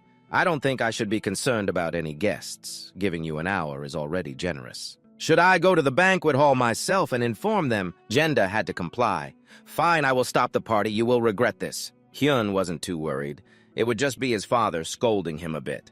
I wonder where he gets the confidence to do these things. There is no concrete evidence of the downfall of the Aston family. Perhaps I will find something about this here. Who knows, maybe I will hit the jackpot. Hyun stared at the scene before him and had to exclaim, Oh my God! He was surprised that the place they escorted him to was not the main building.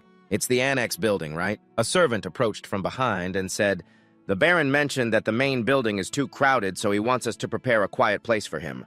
Do-hyun silently cursed, Nonsense. He urged the horse to run towards the mansion. I don't want to hear it. I'll go to the main building. The main building of the mansion appeared before him. Do-hyun flung the door open and asked if everything was normal. He knew that in the 3-story main building, the office was reserved only for the Earl's family, yet the Baron's entire family lived there. As soon as Do-hyun entered, he directly asked, How do you plan to explain this? Baron Jenna, does the Earl's family have a tradition that allows ministers and their families to occupy the Earl's office? We're just borrowing it for a moment. Jenda shrugged. You might not even come here once a year. Leaving it empty like this would be such a waste. This obviously angered him. Get out now. If you don't clean up the mansion today, I'll have your heads immediately, even if you're close relatives. Do-hyun's next words made his face turn pale. From now on, I will strip you of your title as Baron and your position in the foreign ministry. You coldly demanded, if you want to object, bring the documents tomorrow, to show that you have fulfilled your duties with your current position. Jenda gritted his teeth in anger upon hearing these words. He turned and left in frustration, unable to do anything else. Do-hyun stood on the upper floor, watching Jenda's back leave below, thinking to himself that he was still in the preparation phase. He told himself he needed to seek additional resources. He worried it might have been discarded due to the mansion's condition, but fortunately it was still here. Do-hyun glanced back at the filing cabinet behind him. All the documents related to the mansion's management and finances were left behind in the office. They must have been very complacent, and thought that nothing significant would happen after one night, right? But Do-hyun was very confident because he had professional support.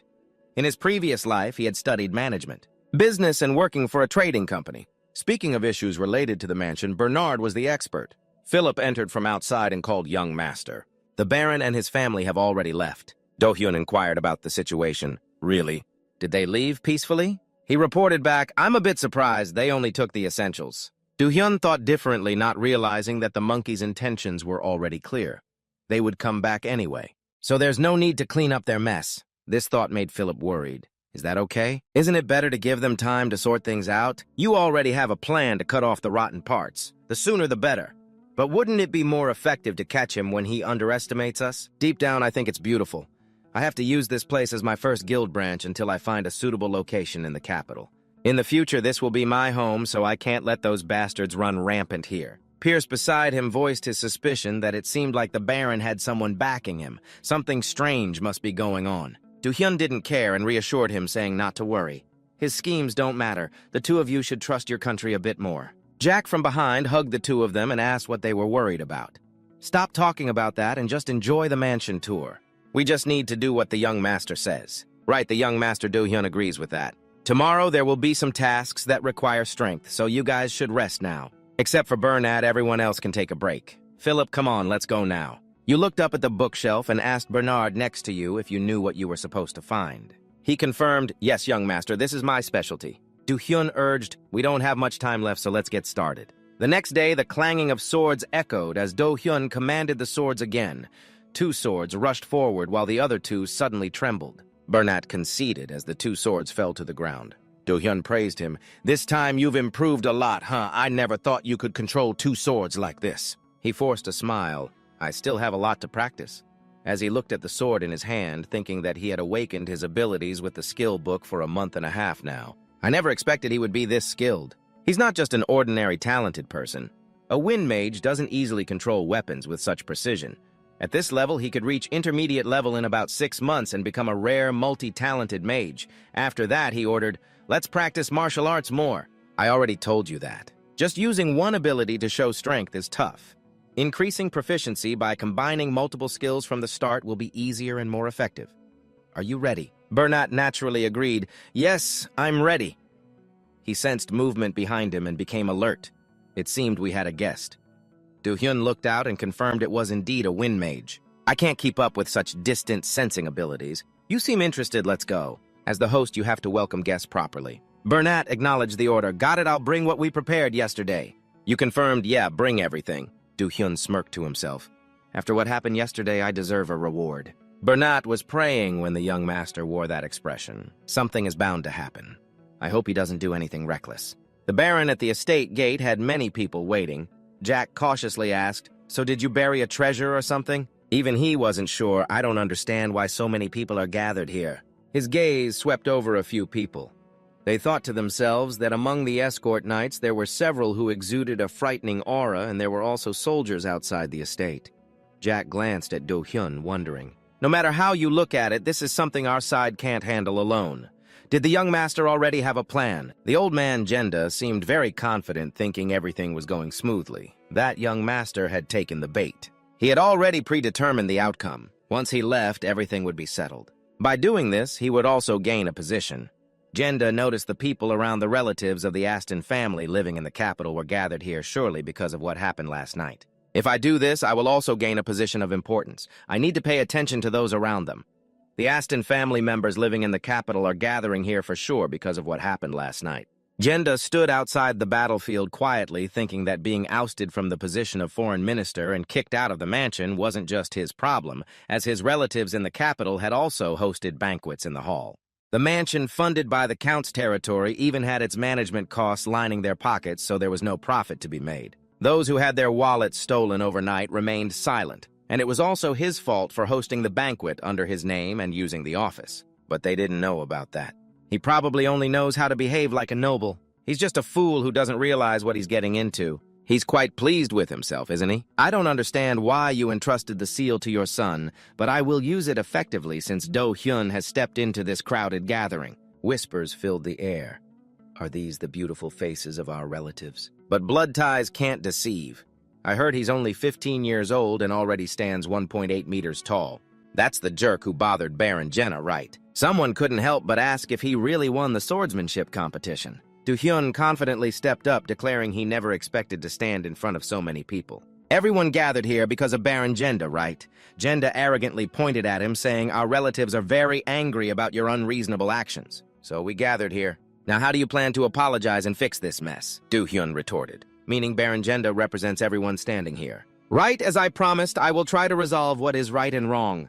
Jenda did not back down and continued to provoke. It's quite amusing, your sense of right and wrong. This mansion has been managed by relatives living in the capital for centuries. This isn't a playground. A clueless brat from the main family can't just toy around. Everyone quickly got agitated and shouted, exactly. Is the main family looking down on us? The Count has gone too far with this. I can't believe he entrusted representation to a child, and on top of that, he even cut the subsidies. What is he doing? He was reveling in their support, while voices of opposition rose even as plans to expand the mansion and improve management were still underfunded. Do-hyun thought to himself that at this point he no longer had time to explain Baron Jenda's actions and why he was dismissed. That wasn't important anymore.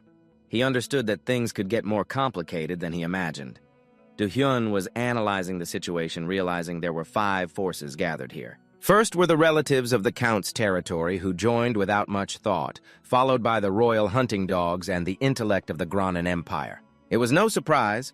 Clearly, the Empire was behind the conflicts on the continent. He glanced at the 3 people in the distance, but the third faction caught him off guard. The knights from the Delamian clan, one of the 5 great clans of the Brandon Kingdom, provide information about this person. Displaying status window named Graham, 45 years old level. 88 knight professions expert in high-level swordsmanship, affiliated with the Reuben Kingdom Baron Han Republic of Brandon Delamian clan, nicknamed the Red Blade Master, potential psychic index A. Strength 82, agility 72, power 84, intelligence 62, willpower 68, mana 71, senses 76, unique trait tireless body close combat expert B. Do-hyun, curious, has seen the mid-level expert knight Graham, but wonders why a clan much stronger than Aston is gathering here. It's really a hassle. He glanced over at the rest of the group, including those bastards knights from the territory of Baron London, displaying status window name. Raphael, 26 years old, level 61, graduated as a knight expert in swordsmanship. Apprentice affiliated with the territory of Baron Landan, nicknamed the 4th Young Master of the Landan territory. Potential psychic index B, strength 61, agility 65, power 58, intelligence 61, willpower 53, mana 60, senses 55, unique trait royal lineage B. Agility C, except for you, it's unclear what skills he has, but why is the 4th Young Master of the Randall clan symbolized by weapons here? Perhaps he's here because of the events in Mira, but even so, he shouldn't act so intimidatingly. Do-hyun's eyes flashed a golden hue, fixated on one side, and finally across from him stood a group of people with grim expressions. They are the betraying clan standing behind all this chaos, and they will be the ones to take control when things go awry. Displaying status window named Titus, 2 years old, level 65, profession knight. Mid-level swordsmanship expert affiliated with the Reuben Kingdom territory of Baron Jaden. Republic of Brandon Jaden clan, potential psychic index of strength 70, agility 64, power 68, intelligence 62. Willpower 65, mana 63, senses 58, unique trait, royal lineage, a straightforward nature, a fighting spirit B. Do-hyun knows the opponent is the first son of Baron Jaden. His uncle, his cousin Titus Count Do-hyun Count Melvin in Aston, has two brothers, Jaden and Austin. Among them, Melvin is the most talented. But being the firstborn, Jaden is expected to become Count Jaden. He is very arrogant and aggressive. Just touching him will get you killed or injured. One day, Melvin became a mid-level master and was supported to become Count over Jaden. Jaden felt jealous and threatened, so he attempted to assassinate Melvin. But then Jaden was caught and stripped of his rights. Time passed and Melvin became Count. He sold his wealth to the rival clan Marquis McNeil and left the kingdom with his entourage. All of this happened 15 years before Aston was born. Do-hyun understands that the son of Baron Jaden is standing here. Then I see the perspective of Baron Jenda. He looked at the angry faces around him. The people here lost nothing from the events 15 years ago, so they hold no grudge against the Baron's family. They probably think they can push me out and take my place, Do-hyun recalls from his memories. In his previous life, the Aston territory was divided into many factions and collapsed. Perhaps they made the right choice, he knows well, but only when he is not here. I will make them realize how big of a mistake they made. Then Do-hyun signaled to Philip, who had been waiting for orders beside him. He understood everything. It was time to act. He struck the shield in his hand hard, startling them. Do-hyun declared, "I've heard enough from you. I also want to say a few words." Bernard passed it to them. The remaining people were confused as they looked down at the documents Bernard handed out, each of them bewildered, picking it up. "What is this?"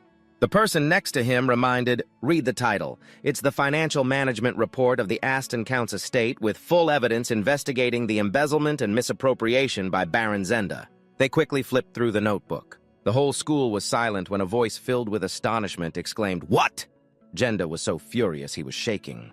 He threw it straight into the ground, claiming it was all fake. The people behind him whispered, looking trustworthy, but that wasn't the case. How could everything be done so quickly from yesterday to today? That's ridiculous. Since Hyun spoke up, let's have a decent conversation. You went straight to the point here. He said there are 200 interns being taught for free here. Where are they? He replied that they gave up and ran away with the equipment. Hyun continued, "All 200 of them.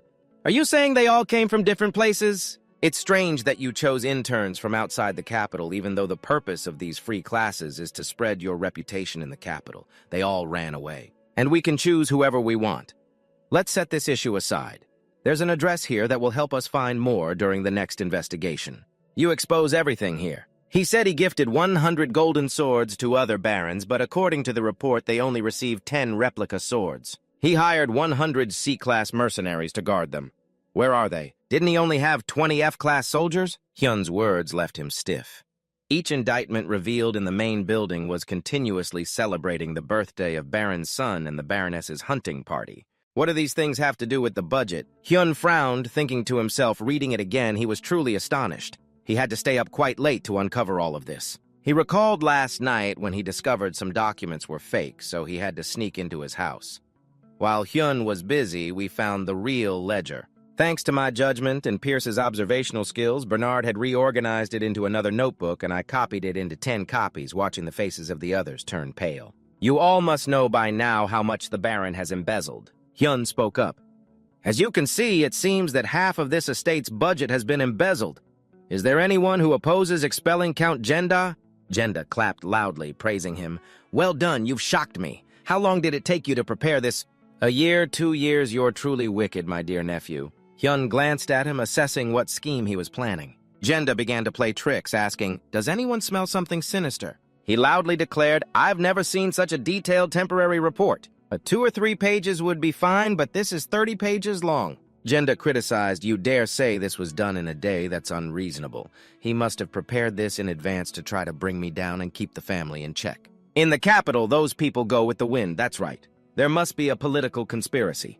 Aston is trying to hold on to the money. Some believe that if Baron Jenda is expelled, they will cut the budget of many other families. Some people believe that if Baron Jenda is ousted, they will cut the funding for many other families." He took the opportunity to call his subordinates. "We won't let that happen. Jackson reported that here is our list of demands. If you sign and leave, then we'll overlook today's incident as ordered by Hyun." He stepped up clearly, reading each item carefully to see what it said. The rights to the estate must be transferred to Baron Jenda and other members of the family. The management rights of the estate will be decided by the family members in the capital. The more he spoke, the worse his expression became. He was furious. The swordsmanship reserved for the main line was to be shared widely across the branches of the family. Upon reading this, he exploded with rage. "What the hell is this?" Unable to contain his anger any longer, he shouted, "Are you all insane? You're having a lavish feast with the money we got from killing monsters, and now you want the rights to the swordsmanship too. Go to hell." Someone in front rebutted rudely. "You have no right to speak to us like that. Is the main house really wanting this?" He clenched the paper in his hand, gritting his teeth. "So what?" "I already said. Go to hell. We will never hand this place over to you. This is the most unbelievable thing I've ever heard. These dogs are being humiliated." He pulled out a knife from his chest. "How dare you?" In Jenda's hand was a knife. "How dare you insult us?" Philip was ready to fight, and Raphael prepared to draw his sword just in case. They had to face a large number of enemies below as Hyun shouted, "Sogek, stop!" He threw the paper down, clearly worried about Jenda, who didn't care that he had drawn his knife. "I just drew it to scare him, but—" He looked at Philip's group, who were holding shining swords. Those three were the strongest knights in Kim Hung. He knew he couldn't win. Jenda demanded Raoul. "He had insulted us. If you don't execute him and apologize, I will assume you are the same. If you don't want bloodshed, then apologize." Hyun sighed. "SR Jack said nothing wrong. Why don't you show your hand? Let the curtain fall." Hyun was angry. He didn't think this file would resolve the situation. He thought at least you would feel embarrassed. He drew the sword from his hand. The sharp blade emitted a chilling aura as Hyun lowered the sword to the ground, dust rising thickly. "You must be thicker-skinned than I thought." He calmly said, "You know I will never sign that paper."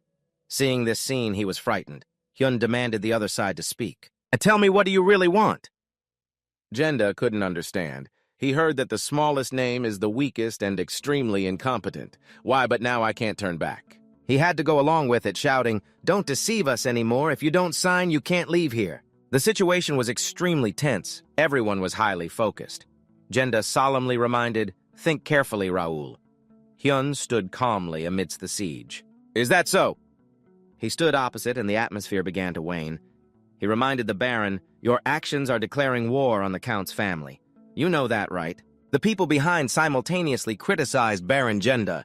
"This isn't part of our agreement. Do you want to declare war on the territory?" "You're crazy, I'm pulling back, let me go." Jenda looked down on them, saying, "They're too foolish, it's too late now. We're all in the same boat here. Do you really think the Count will spare us?" Do-hyun, losing his patience, asked if he was done speaking. "What are you planning, Baron?" He replied, "I won't sign anything. Jenda, you don't know where my confidence comes from. Raoul, you probably still don't understand the situation. Just give the word, and hundreds of knights and guards will be aimed at you. Do you think the knights following you can defeat all of us?" The reason he was so confident was that he had a backup plan. He was also prepared with a secret weapon that even Kim Hung the Knight couldn't withstand. Do-hyun wasn't surprised. Just as he guessed, a few were just standing by, so nothing could stop him now. He pointed his sword at the man challenging him. "So what now?" Jenda felt something was off. Why was he so confident? He thought having soldiers at his disposal would intimidate him. He was considering that the secret weapon was a last resort. If he used it, it would definitely lead to war. He pulled out an item from his chest. He had to use this. If he was as weak as the rumors said, then it would be even simpler. Jenda declared, "You used a fake document to insult me, humiliate me in front of everyone. I will seek justice." He threw the golden lion's head from his hand to the ground. "Raoul Dustin, I demand you prove your lineage." Do-hyun was surprised. "Prove lineage, the challenge can only be used once in a lifetime," the people around murmured. "This is the only way to challenge a superior. He's using it here. The opponent is also his grandson. Isn't that coercion?" He spoke up. "Baron Jenda, are you serious? Why should I accept your terms?" He was as stubborn as a crab. "Consider this my last mercy. It's better than stripping you of your title." Do-hyun shrugged casually. "So you have the honor of stripping your grandson of his title in a duel." He threatened him to make a decision. "If you refuse, I'll have to use force." Jenda smirked. Though he tried to appear strong, he knew what the answer was. He rubbed his chin and asked, "What are the conditions?" "I guess you're not the one to fight me. I require 3 people from each side to face off one-on-one. Whoever stands last will win, as this is a challenge to prove lineage. You have to choose 3 people from your clan." Philip, impatient, protested. "How can that be? The Aston clan only has you, Raoul." "That's ridiculous." Someone from the opposing side spoke up. "There are people from other clans present here. If they see Raoul is right, they will naturally assist. If not, it's not my responsibility. You want to rush into that?" Do-hyun stopped him, asking, "What do you want? If I lose, I'll sign this document." "What about you?" Jenda shrugged. "It doesn't matter what you want from me. This is a fair fight, so the stakes must be fair too." He boldly made his demand, "If I win, I will confiscate the assets of all clans that signed this document." "Your side won't accept anything, right?" "How ridiculous," Do-hyun reminded him. "If you don't agree, then no fight. What do you think?" He looked confused, wondering what he was thinking. "Doing this will only make other clans oppose him. For me, this isn't a bad thing either. If I can't make him sign, then those houses are useless." Jenda accepted. "I agree. Do you accept the duel?" "There's still another way anyway." "Anyway, there are still other ways." Do-hyun understands that Philip is right, but he has already decided to confront him. "And there's another mission, so I can't back down. The information board displays a surprise mission. Prove your lineage level C duel, victory target, additional target, win the duel alone, describing the clans in the city as increasingly outrageous. Use your skills to take them down. The reward is experience gold." You turned to Philip and asked, "Do you think we'll lose?" He denied it. "It's not that. I'm just worried about unexpected variables." The announcement displayed, "Don't worry, if you think there will be a problem, you can intervene. I bet they think the same." Do-hyun understood that this duel was just for show. If they lose, they won't accept the consequences. You declared, "We will accept the challenge. Who will judge? We don't want to go back on our word after you lose." He interrupted, "No need to think too much. I've invited a special guest to Jenda." He turned to Raphael. "Can I ask you to judge?" The guy agreed right away. "I can't refuse." Everyone present was astonished. "Who is that? Isn't he a guard?" He introduced this person. "He is a famous figure in the city, known for his swordsmanship, a rising star of the Reuben Kingdom. He is Raphael Randall, the fourth son of the Randall Marquis family."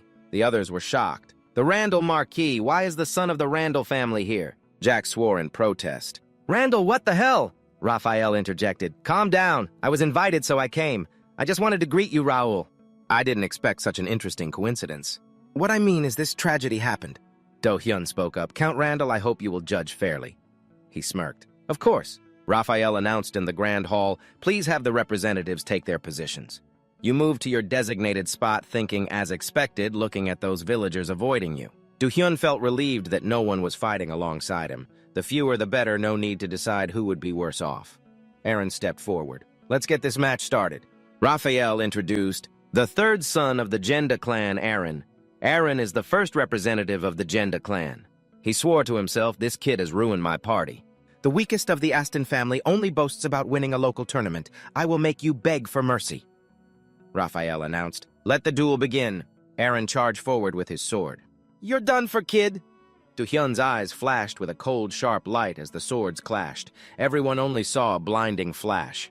Raphael raised his hand to signal that the duel had stopped. He directed his palm toward you. "The victor is Raoul, while the once arrogant Aaron is now a defeated foe at your feet." This frightened everyone present to the core. Everyone gasped. "Just one move. What just happened?" "I didn't even get to see." Jenda was furious. "That fool let his guard down. There's no way that idiot has lost the chance to regain our family's honor." Raphael declared, "Let's start the next round." From behind, someone spoke up. "This time, let me." The guy made a noise to get attention. "Raphael, do you know about the opponent, Baron Caspi? He is one of the skilled swordsmen in the city." "Interesting, isn't it?" Baron Caspi, the second representative of the Jenda clan, stepped forward. "Let's duel right away." A swift sword strike came like a gust of wind toward Do-hyun, who blocked it with his sword. The guy praised, "Your foundation is good." A second attack came in quickly and solidly. The reflexes were also very fast. You could tell because Aaron was losing again. The Baron, not feeling tired at all, lifted his sword, preparing for another strike. He told himself he shouldn't use this move against a kid 20 years younger than him, but he still had a lot to do. The Baron unleashed his trump card. The fierce sword strike swept toward him, but it wasn't until the sound of clashing swords rang out that he realized. He was astonished to see the young man in front of him block the fierce attack. The sound of swords clashing echoed loudly in the great hall. Do-hyun was clumsily repeating his family's sword techniques without enough understanding of them. What is he thinking? He didn't know that when using the same sword technique, someone trained systematically would have many advantages. Who would have thought blocking a mana sword would be this simple? The Baron was furious. This skill had no effect. "You're just a piece of trash. How could you do that?" He continued to unleash his ultimate move. "What about this move? You used your sword to block your opponent's attack." Do-hyun thought it seemed like he was using another sword technique learned from the capital through their battles. He was trying hard. Others saw him showing signs of weakness and celebrated. Yes, it had to be like that. The kid had no real combat experience. How could he last long? He thought his family's sword technique would work in this capital full of talents. He sarcastically looked at them. How funny they were, just a bunch of losers who quit because of self-doubt and jealousy. They abandoned their hometown to live in the capital. Although Do-hyun didn't deny that there were indeed some talented people of the same bloodline aiming for the capital with greater ambitions. Still, people like them aren't here, unlike these losers. They only drew a line between themselves and their former families. You're just trying to create what you call a person of status in the capital. Your hand grips the sword tightly, the bright blade slicing toward the Baron who was truly taught by Hyun. You're pathetic if you don't take the time to learn more deeply about your family's sword techniques. Instead of mixing various sword techniques haphazardly, you could have already surpassed your limits. The Baron felt insulted. What does a kid like you know about my swordsmanship? He poured all his strength into his sword hand, his eyes shining brightly. You dare to lecture me, someone who has mastered the fierce skill for 15 years, the reckless strike transformed into a mighty wolf. With sharp teeth bared toward you, Hyun stood calmly in front of the wolf's mouth, while the others rejoiced at the Templeton family's fierce skill. Surely he must have learned that master sword technique while in the guard. With that move, he would win right. You are ready to face the opponent's fierce wolf. Hyun's eyes sparkled with determination as he struck straight ahead, shattering that attack. The Baron stood stunned, staring at what had made him so proud. Disintegrating into smoke, he stared wide-eyed for a long time. Hyun reminded him, it doesn't matter what sword technique you learn. What matters is how well you master it. The guy yelled, lifting his hand to block your sword. You fool, do you think you can beat me with that basic swordplay? Just as Hyun's sword tip lunged forward. Although the Baron blocked it, the light sword still managed to cut through his foot. He gritted his teeth, trying to suppress the pain. What was that last sword strike? He changed the direction of his sword to strike back in an instant. He was in a state of confusion. Now what is this? The 5th stance of Hung is the Void Slash. Baron sees his opponent's move as the 8th stance, the Sweeping Slash, which makes him confused about what to do now. The 3rd stance, the Void Slash, is the 6th stance, the Tornado Slash. Baron is starting to lose his sense of direction and can't predict anything anymore. He changes his sword technique so quickly that I can't react in time. The guy is gradually unable to resist. Baron is shocked that he can combine so many sword techniques. As he understands, sword skills consist of many techniques, and techniques are just steps. Combining basic techniques together like vertical slashes, horizontal slashes, and thrusts is easy to recognize. So when using sword techniques, linking many techniques together is normal. Baron curses under his breath, but the combination happens so frequently and quickly. Moreover, it's so perfect that I can't predict it. Is it because of the talent gap between him and me? Damn it, the sword light cuts through his wrist, blood oozing out, and the heavy sword falls to the ground with a clang. The calm voice of Do-hyun rings out, See, Baron, just point your sword at your opponent and combine a few standard techniques. After this, do you still think your family's swordsmanship is lacking? Baron is so scared that sweat is pouring down like rain. You monster. He knows the truth. If you possess vision reflexes and decisiveness at that level, swordsmanship isn't important anymore. Baron's body collapses to the ground, no longer conscious. Raphael announces the winner, Raoul. The crowd murmurs that Baron Caspi has been defeated. The situation is becoming stranger than ever. According to some sources, I've heard that he hasn't properly learned swordsmanship yet. Genda after regaining composure. Don't worry, even so, he's still just a kid with that much. Skills, come on, has everyone forgotten who that kid's final opponent is? They must stay calm. If it's that person, no matter how amazing the family's sword techniques are, that's all there is to it. Raphael announces, now let's invite the last person to step forward. He's excited. It's truly an entertaining match. Looking at the trash from the Aston family, the thorn in his side, ruining their reputation, he feels so satisfied. He hopes the kid will lose, but no matter who wins, it doesn't matter. The opponent walks forward with his sword bored, finally getting to his turn. The appearance of this person surprises Raphael. Is he the heir? He doesn't seem too impressed. He's the eldest son of Baron Genda, older than him. I've heard he's surpassed the limits of a swordsman. Raphael thinks it's fine. Just keep struggling, kid. He announces that the new match, the 3rd round, begins now. The 3rd representative of the Genda family just stepped in and was cheered on by everyone. Take him down. Do-hyun stares at his opponent, wondering how they can be so serious. Do they want me to fail at all costs? He just walked in boasting, Kid, I won't say it twice. Give up while I'm being friendly. Otherwise, the tip of my sword will strip you bare. If you think you can take me down with those sword techniques, dream on. Those who see his sword are amazed. That transparent mana sword is indeed impressive. He's a swordsman of a different level. Do-hyun reminds him to talk less and jump in quickly. You're estimating the mana that's activated halfway. The momentum is rushing in. He feels confident. Don't even think about negotiating later. Do-hyun skillfully breaks through each of his opponent's moves. He starts to counterattack instead of defending like before. The bright sword rises, his face full of determination. He uses his sword to block Do-hyun's attack. He pushes him back. The kid attacks while shouting, "Nice one, why aren't you shouting anymore?" Looking at the incoming attack, Do-hyun is shocked by the physical strength in that sword. It's incredibly powerful. You just blocked the attack and curiously thought about how long the effect would last. As Hyun coldly glanced at his opponent, he realized it was indeed almost over. Gritting his teeth, he cursed the bastard as he lifted his sword to strike down. Are you planning to keep blocking like this forever? The radiant sword slashed towards Hyun, who was calculating that the sword would break soon. If a mid-level mana sword collided with a high-level mana sword, a normal sword would definitely shatter under the pressure. Hyun knew it was time to turn the tables. But just as I thought, that wasn't a real mana sword. Now there's nothing left to see. It's time to end the show, right? The stunned figure stood frozen there. Seeing that he was unharmed, Hyun teleported to his opponent's side, his cold voice softly echoing in his ear. That's enough, fake master. No more like the Empire's dog. He couldn't believe his own hands. How arrogant. Hyun's expression turned serious as he raised his sword, which was shattered by his opponent's strike. Seizing the advantage, he prepared to charge again. Hyun lifted his fist ready for close combat and threw a punch straight into the guy's face, causing him to stagger back. Hyun raised his fist, preparing to deliver the finishing blow. "Rest in peace," he said as his fist connected with the guy's face, pushing him back. The heavy body fell down the stone steps, immediately spitting out a mouthful of fresh blood. Hyun dusted off his hands and called the referee from the opposite side. The guy could no longer move. Raphael wiped the sweat from his brow and announced, "Raoul wins. I declare Raoul the winner." The entire hall fell silent. Not a single person spoke. Hyun picked up the broken sword and sighed, "What a pity I like this sword." Philip bowed respectfully and exclaimed, "You did great." Hyun replied nonchalantly, "It wasn't that hard." Hyun reminded Philip, "When this is over, we'll catch the guy I just defeated. I think he has the Empire seal on him." "Got it," he replied. "I noticed his movements were quite unusual. By the way, I brought a sword with me." The sword was placed in Hyun's palm. Now he casually asked, "What should we do?" Agenda was stunned. How could this be? He had indeed broken the rules, but he was still a master swordsman. "Why does my son have to suffer such painful defeat?" "No, could that kid be up to something?" He shouted loudly, "No, he's a fraud, he must have done something. This duel is cancelled."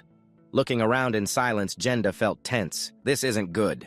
Everything is ruined. He suddenly remembered, "That's right. The paper, I have to rely on that paper. It's the only way I can stand on equal footing with the Jaden or Randon families." Genda shouted, "Order them to take the documents from him." "What are you all doing?" "Get up." They all drew their swords. "We have no way to retreat now. Charge." Hyun was not surprised. Just as he thought, Philip was ready to play with them at any moment. Jack stood up with his sword. "I've been waiting for this moment for a long time." They protected him in the middle, not allowing anyone to get close to him. He awkwardly scratched his head, thinking, "I didn't expect this. The others are protecting Hyun. No one can outsmart us." He was surprised that the servants here were supporting him in a battle that had erupted. The protectors of Hyun shouted, "Don't hesitate, don't let them through!" They wouldn't let anyone escape from the encirclement of those bastards. "No one is allowed to get close to him," he thought to himself. "I need to find out what's going on here." "Got it. It seems I've accidentally acquired a treasure." Jenda angrily criticized them. "You insects, you dare stab me in the back? Is this how you repay me?" It's true that those who eat porridge and throw stones at others are just a bunch of thieves who take the subsidies that should have been ours. We hate the Count's domain just because we didn't know he was the one who stole it. If it weren't for Sir Raoul, we would have been enslaved for life. Wasn't it you who was introduced to study at the Royal Academy by Count Aston?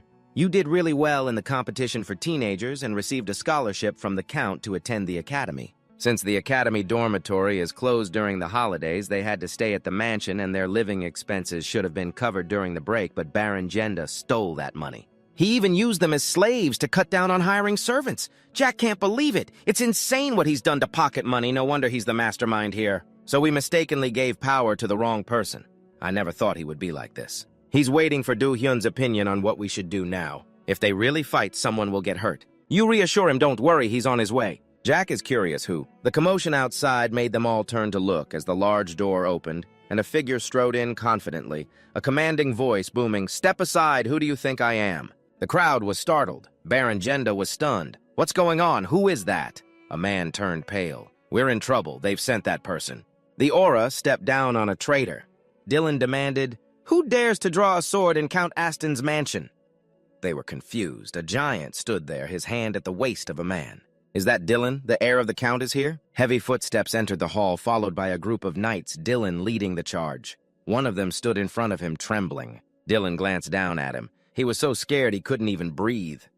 With a single blow, he sent the guy flying out the window, his bulging muscles sneering, "Get lost." The people behind were murmuring, "How is this possible?" "He's the strongest in the Empire." Dylan coldly asked, "Where's that kid?" A person pointed towards him, shouting, "Right here." The bloodied sword in his hand plunged into the ground as Dylan rushed towards his younger brother, lifting him up like a child, asking, "How are you? Did anyone bully you? Are you getting enough sleep and food? Are you okay?" Do-hyun pleaded, "Brother, I'm dizzy. Put me down." Dylan just noticed. "Oh, right, I should compliment you. It's only been 2 months and you've grown so fast, but it's still not enough.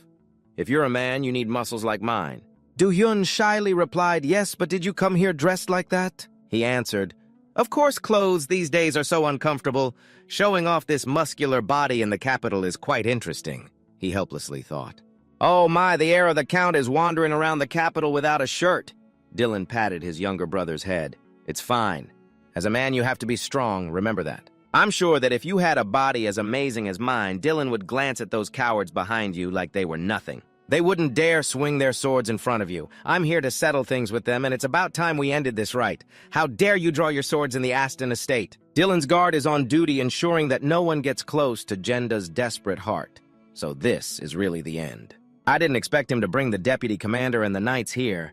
25 mid-level swordsmen, it's truly as easy as flipping a hand to suppress the Baron family? He cursed under his breath, damn it. I was planning to turn the game around, but now it's over. Renda glanced at Raphael, hiding behind the wall, the fourth child of Randall still busy hiding in a corner.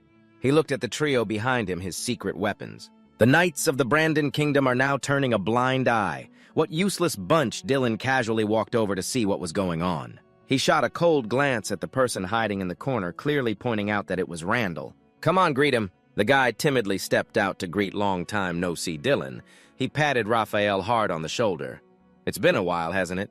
You're still just like the fourth child, right?"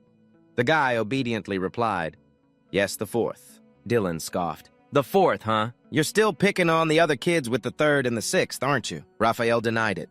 "No, that's all in the past." Noticing the unusual tone of his opponent, Dylan frowned. "Are you trying to talk back to me?" The guy trembled. "Of course not." Dylan slapped him hard on the face. "Looks like you're having enough fun today. Huh, keep it up and you won't get another chance to talk to me. From now on, this will be a family matter. You should stay out of it." Dylan smiled brightly and asked, "What's up? Or do you want to stay here and chat with me?"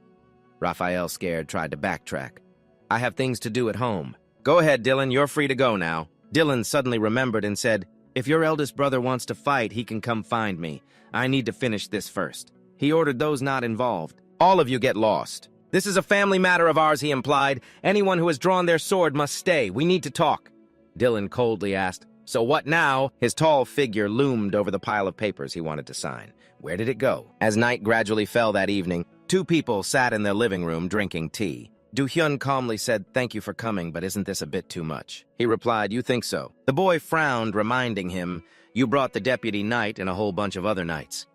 What about your wife and kids?" Dylan smiled triumphantly. "If you asked me for help, then this big brother has to give it his all." This situation is really putting Do-hyun in a tough spot, isn't it? You know very well that I sent you a letter late at night, so you must have rushed to prepare to get to the capital in time. You know the reason. I think that's why Dad gave me the seal. That's enough to explain why you're here. Do-hyun can't argue. He's right. If it weren't for the heir showing up in person, things would be even more complicated, and he got here so quickly thanks to the teleportation gate. It must cost around 3000 gold just for everyone to use the gate. Let's forget about that. You're curious about what he plans to do with them. There are about 30 people, and Dylan declares they will pay the price. He won't spare anyone, and you're feeling uneasy because they're still Dad's brothers. Do you think Dad is okay with this? Dylan reveals that Dad hasn't said a word. So this is our chance to get rid of them. We've forgiven them too many times already. The source of the 7 escapes all comes from them. Do-hyun has figured it out. It seems his brother is the one orchestrating this, not Dad. The information says Dylan Aston is very good at calculations and strategies. You're impressed. He's both strong and smart, really impressive. Dylan, as usual, ruffles Do-hyun's hair and asks why he looks so gloomy. Is it because he thinks he'll kill them? Don't worry, I'll just make them pay a little. You did really well today. I'm so proud of you. You frown, saying you didn't do anything. You just dealt with them because they were too annoying. He hugs you tightly, saying you're so cute. How could you not have done anything? You reported them and even won the confrontation, right? Do-hyun goes over to hug Livy. You've grown up. Dylan sets you down on the chair, saying he wants to do that too. But your sister-in-law won't let him touch Livy. After all, he is the father of the girl. Why not? You understand the issue? You don't think he should use those giant hands to hug the girl. After that, Do-hyun gets to the point, saying he has something to discuss with you. You push a piece of paper across the table. This is the document recording your blood contract with Count Jenda. What should you do now? Dylan picks it up and reads it. The family has a total of 27 members. Now it will belong to you. It's yours now. Do whatever you want. Do you need my help with anything? Do-hyun is shocked. Now they belong to you. You think to yourself that this is worth at least 100,000 gold because this is internal strife within the family, so you thought the blood contract would be held by the family. He reminds you that this is the reward you earned after winning the confrontation with them fairly. Now they belong to you. You don't need to worry about me or my family. I've said it before. A man must always have confidence. Dylan mentions your identity, saying you are a child of Aston, so you should be even more confident. You deserve this. Do-hyun suddenly mentioned that she understood. So I'll try to become a confident person. Can I ask you for a favor, Dylan? Can you handle this document for me? And I want to use the Count Zenda's house because Do-hyun understands the value of this document. It also depends on who's holding it. If they want to sell it all, it could be just as troublesome. Dylan has already taken it. I'll take care of them so you won't be at a disadvantage, and as a reward, I'll teach you a thing or two. Let's meet in the yard tomorrow morning. Do-hyun wondered. A reward. Are you going to show off your bulging muscles? Yes, I'll teach you how to develop your muscles perfectly. The enthusiasm made the tea on the table ripple. Dylan asked if she was excited. Are you eager to learn right away? She stammered, yes, definitely. He was extremely pleased to hear this response. That's the spirit. Both Dad and Lauren are very interested, but I'll only teach you. Do-hyun pondered if he had any secrets to building muscles. Now I'm curious too. And Do-hyun had spent a hellish month with his brother, vowing to himself never to train with him again. Finally, the day of the Academy's entrance exam had arrived. Bonat sent him off safely, hoping he would do well on the ranking test. Do-hyun got into the carriage and replied, I'll do well. Those childish tests aren't worth worrying about. See you inside. Dylan sensed that she was really downplaying the test. He confirmed, yeah, why stress over it? He smiled and continued, I'll be back when the entrance exam is over. Don't worry about me. Do-hyun thought it was strange. He expected him to tell him to give it his all. Getting into school or graduating is as easy as flipping my hand. The academy is just an excuse for me to leave home. It's not my main goal. I don't want to think too much about it. Trying to fit in with those kids just tires me out. Why stress? The convoy began to move. When the carriage stopped, Do-hyun got out and they admired the castle in front of them. He marveled at how crowded it was. He didn't expect the entrance day to be so lively. Dylan revealed from behind that this year was special, with some people delaying their enrollment just to wait for this year. Do-hyun was surprised. What's going on? I don't have any information about the academy at all. I even have a whole list of nobles enrolling this year. There must be something going on. But it doesn't matter. I'm not expecting much from school life. As they entered the school, the announcement echoed continuously. Congratulations, Jarath D. Rubin has enrolled in the prestigious Templeton family. Congratulations, young Master Danton has enrolled. Congratulations, Caleb D. Randon has enrolled. Congratulations, Raoul D. Aston has enrolled. Hearing this name shocked him. Do-hyun asked Sir Philip what's going on. Didn't you say there wouldn't be anyone from the warrior families enrolling this year? Didn't you say there wouldn't be anyone from the warrior families enrolling this year? So why is there so much of this? Even the prince reported to me before we left Mira. I haven't heard a thing about this, and it's driving me crazy not being in the loop. It's because I've been training with my brother for a whole month. Even Bernard has been busy